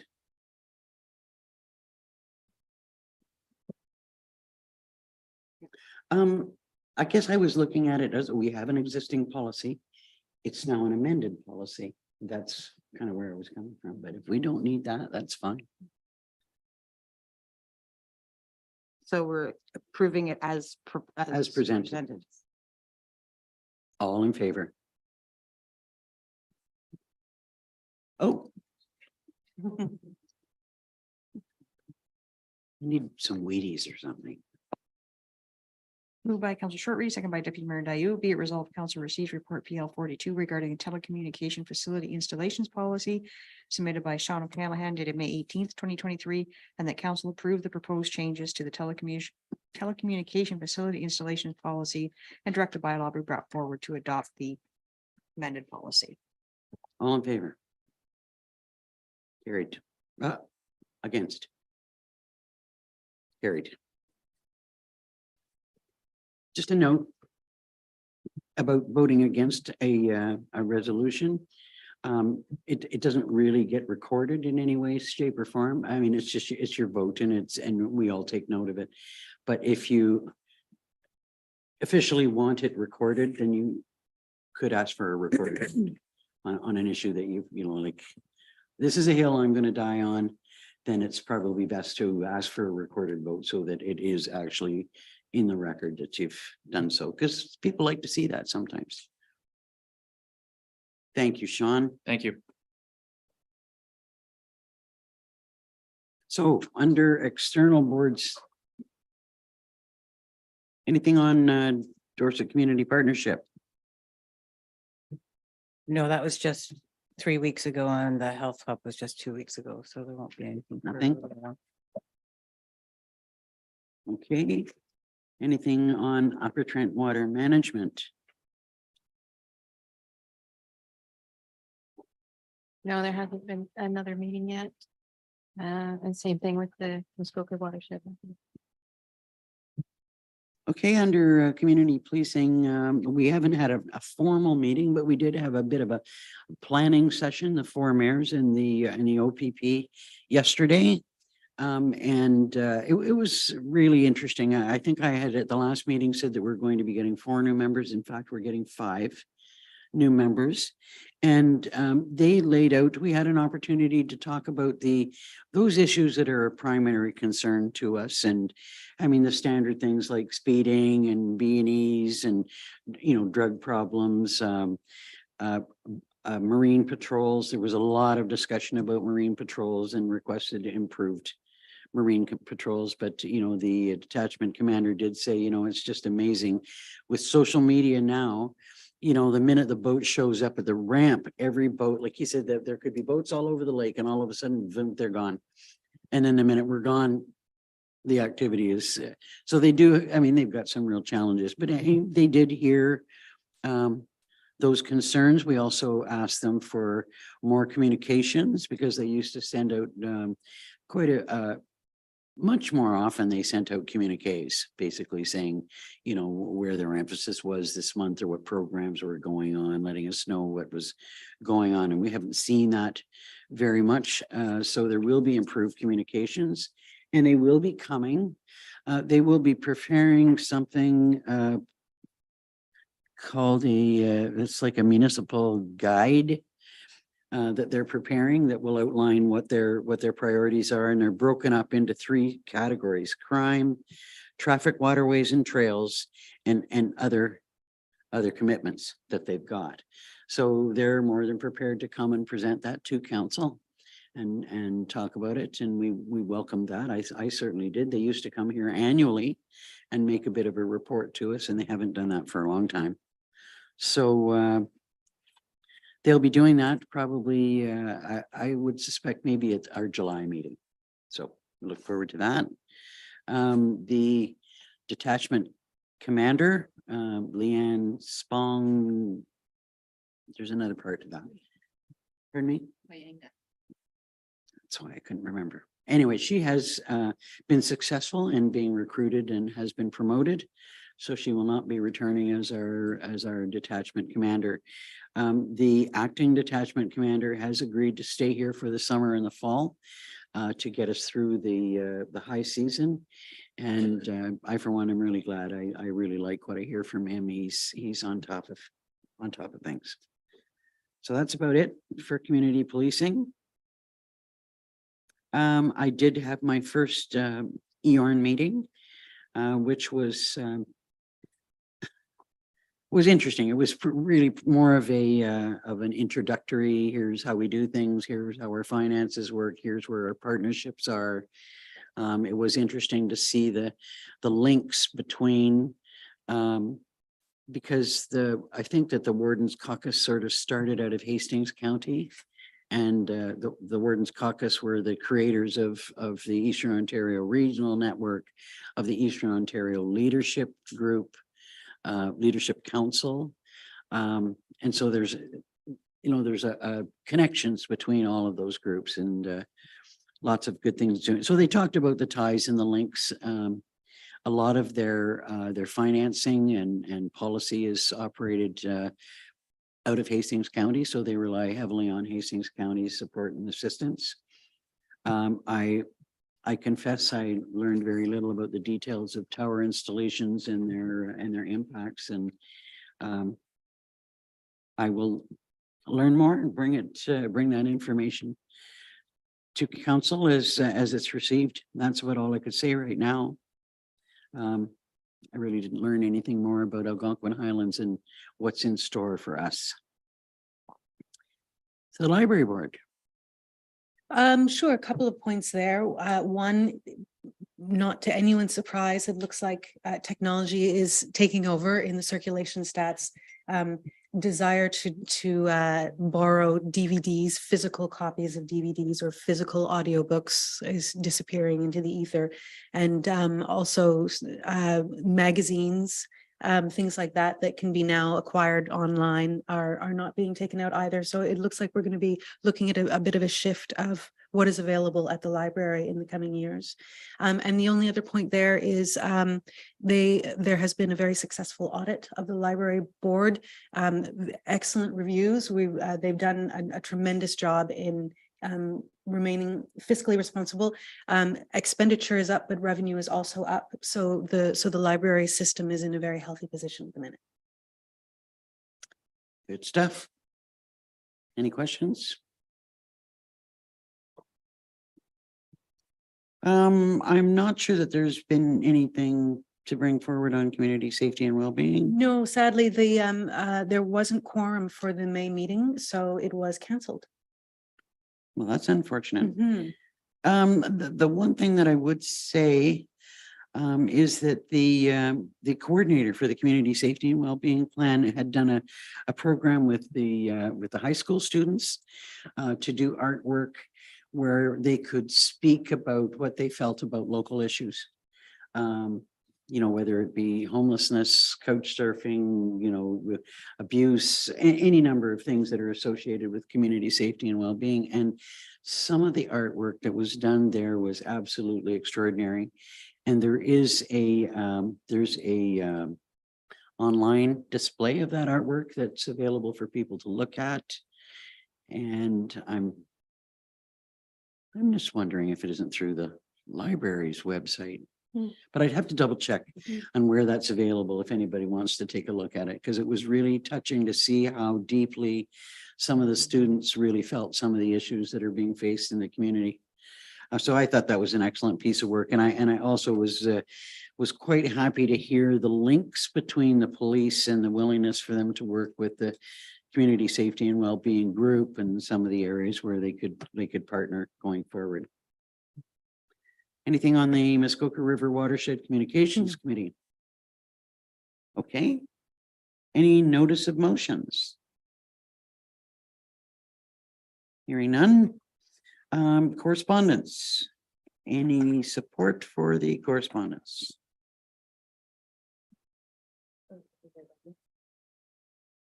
Shall I? Yes, I'd like to support a piece of correspondence regarding Bill 5, amending the Municipal Act 2001. And if I might speak to that,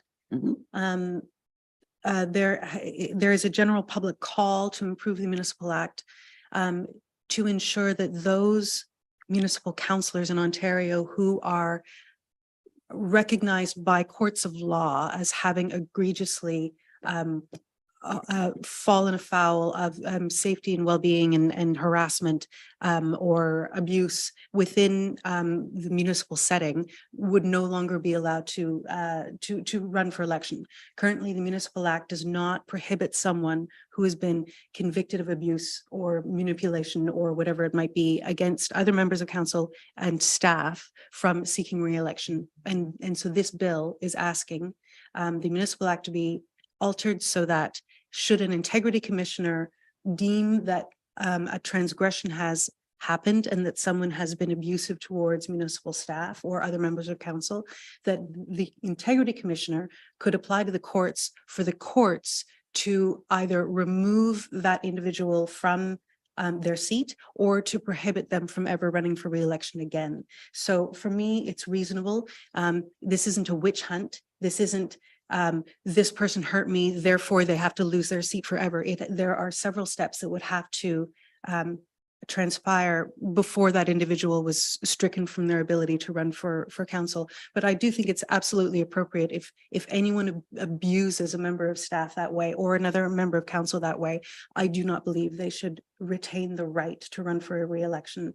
In employment law, that has already been covered. It just hasn't been covered at the municipal level through the Municipal Act. So I would vote in favor of the recommended amendment.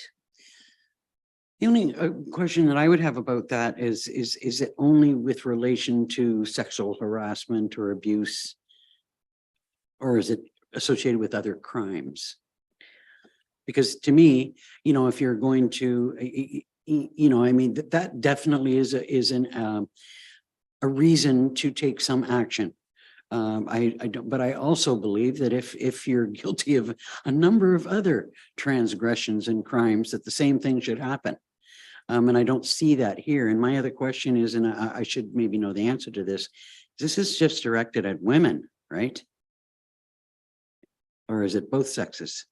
Go ahead. I believe the body that is pushing for these changes is primarily women, but I don't believe that this is only directed to the abuse of women, to stop abuse of women or stop it from happening again. I believe it's any form of workplace harassment, but it is workplace harassment. I don't believe it's other crimes. But workplace harassment against women.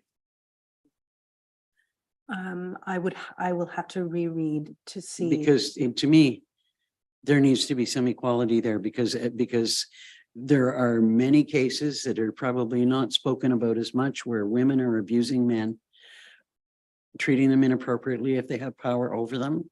I mean, if we're going to talk about equality, let's talk about equality. Go ahead. I'm just reading the recommended changes and I do not see an exclusive reference to women. I guess maybe I assumed that because of the body that was seeking it. Councillor Barry. Can you clarify if this workplace bullying or harassment is they would not be able to be reelected? Is it based on a criminal offense or is it based on something from the integrity commissioner? I can't tell you when the word criminal enters. I know that it is based on the integrity commissioner's findings and the integrity commissioner would have to take it to the courts for the courts to prohibit that individual from seeking re-election. But whether it's criminal or not, I don't have the answer. Okay, because maybe Dawn could answer this, but is at this point, if you have a criminal offense, you cannot run for council? Correct? So I guess that's where I'm like, where's the difference? I guess If you have the criminal offense. May I try to answer that, Madam Chair? Yes, go ahead. I suppose the fine line is if something happens while they are on council that hadn't happened before, so they had no criminal record. Gotcha. And maybe there are, again, I don't know the ins and outs of this, but no question, there are certain forms of harassment and bullying that you would not be tried in a criminal court for. Right. And so it's probably trying to cover everything. Got you. See, it says it's about protecting the most basic of human rights for women May I ask where you're reading that? in the document. Hang on. But in the recommended changes document or in the, It's on page 2 of the presentation. okay, so I'm going off of the language that they are trying to submit to the municipal, to the province, that they're hoping to see inserted into the municipal act. And there, it does not refer to any gender differentiation. But the whole document talks about the fundamental rights of women to work. And hey, listen, I'm not disagreeing. I think that there should be something done, but I think that like fair is fair, that there are men that are harassed I agree. and mistreated. Yeah. Angie. In that same sentence, though, it does say, so it says about protecting the most basic human rights for women and all Ontarians. Where does it say that? Where is that? Well, if we were to do a resolution to that, I would want to just say for all Ontarians, not for women. And then I, for sure. Dawn? Just, it may help too. There's a lot of other resolutions that are coming in on this from other municipalities. So this group happened to, this group has sent it into council for their attention, so it was attached. But there are other resolutions that are just coming in supporting the bill with no reference to anything. No group or so, and then this resolution is just drafted to support the bill, not recognizing any township or group. Okay. So do we have a seconder then? Councillor Richards?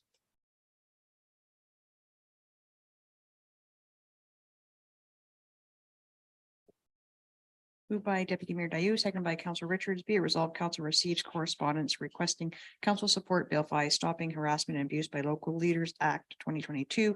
And the Township of Algonquin, Highlands and Council are committed to demonstrating good governance and greater accountability for its code of conduct and workplace policies. And further, council supports Bill 5, Stopping Harassment and Abuse by Local Leaders Act. And further, a copy of this motion be sent to the Premier of Ontario, Ontario Minister of Municipal Affairs and Housing, Association of Municipalities of Ontario, and the MP and MPP.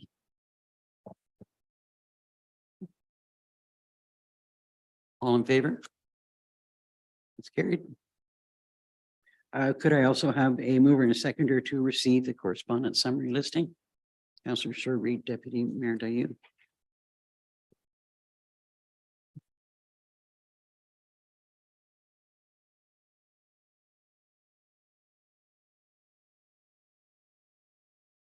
Moved by Councillor Shortreed, seconded by Deputy Mayor Dayu. Be it resolved, council received the May 18th, 2023 correspondence listing for information. All in favor? That's carried. And could I have a mover and a seconder to move into closed session? Councillor Richards, Councillor Barry.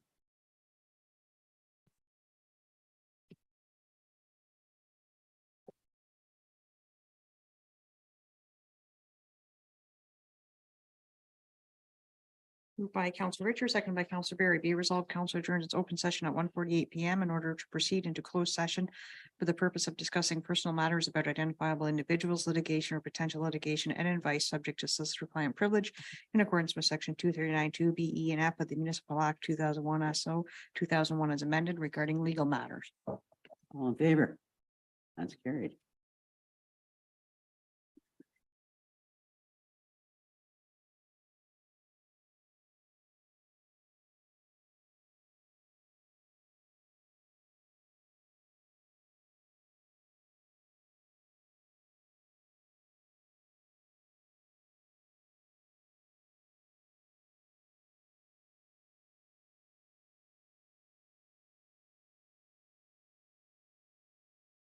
I wonder what goes on in the corner sometimes.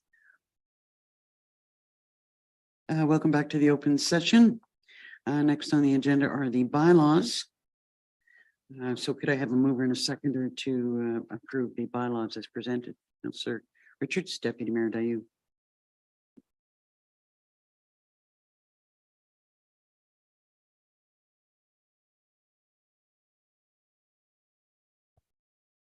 Moved by Councillor Richards, second by Deputy Mayor Nayou. Be it resolved, the following bylaws be received and read a first time, considered read a second and third time, and finally passed with the corporate seal affixed. Bylaw 2023-39 to amend bylaw 2022-49 as amended, being the comprehensive zoning bylaw of the Township of Algonquin Highlands, application AHZBA 323 Johnson and Richardson.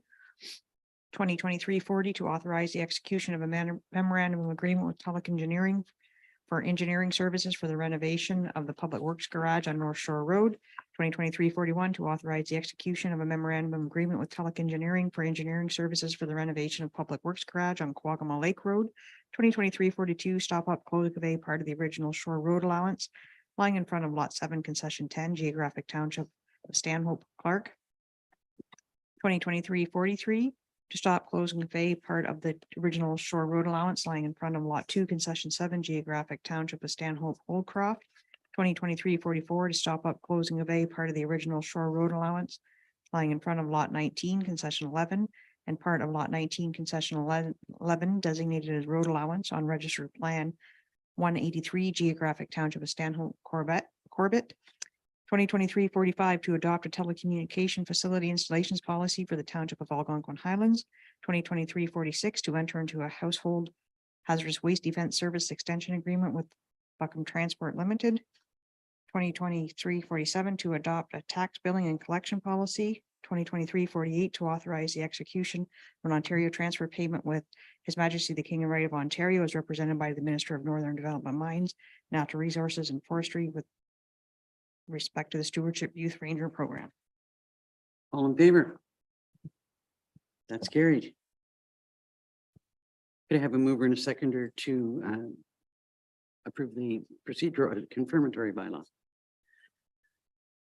Councillor Shortreed, Deputy Mayor Dayu.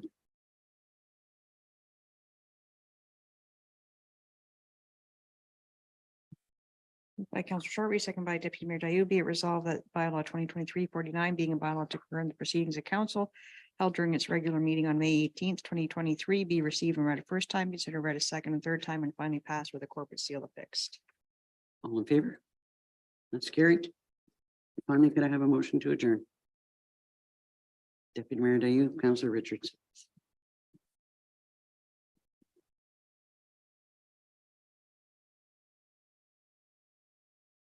Moved by Deputy Mayor Dayu, second by Councillor Richards. Be it resolved that the regular meeting is hereby adjourned at 2:32 PM.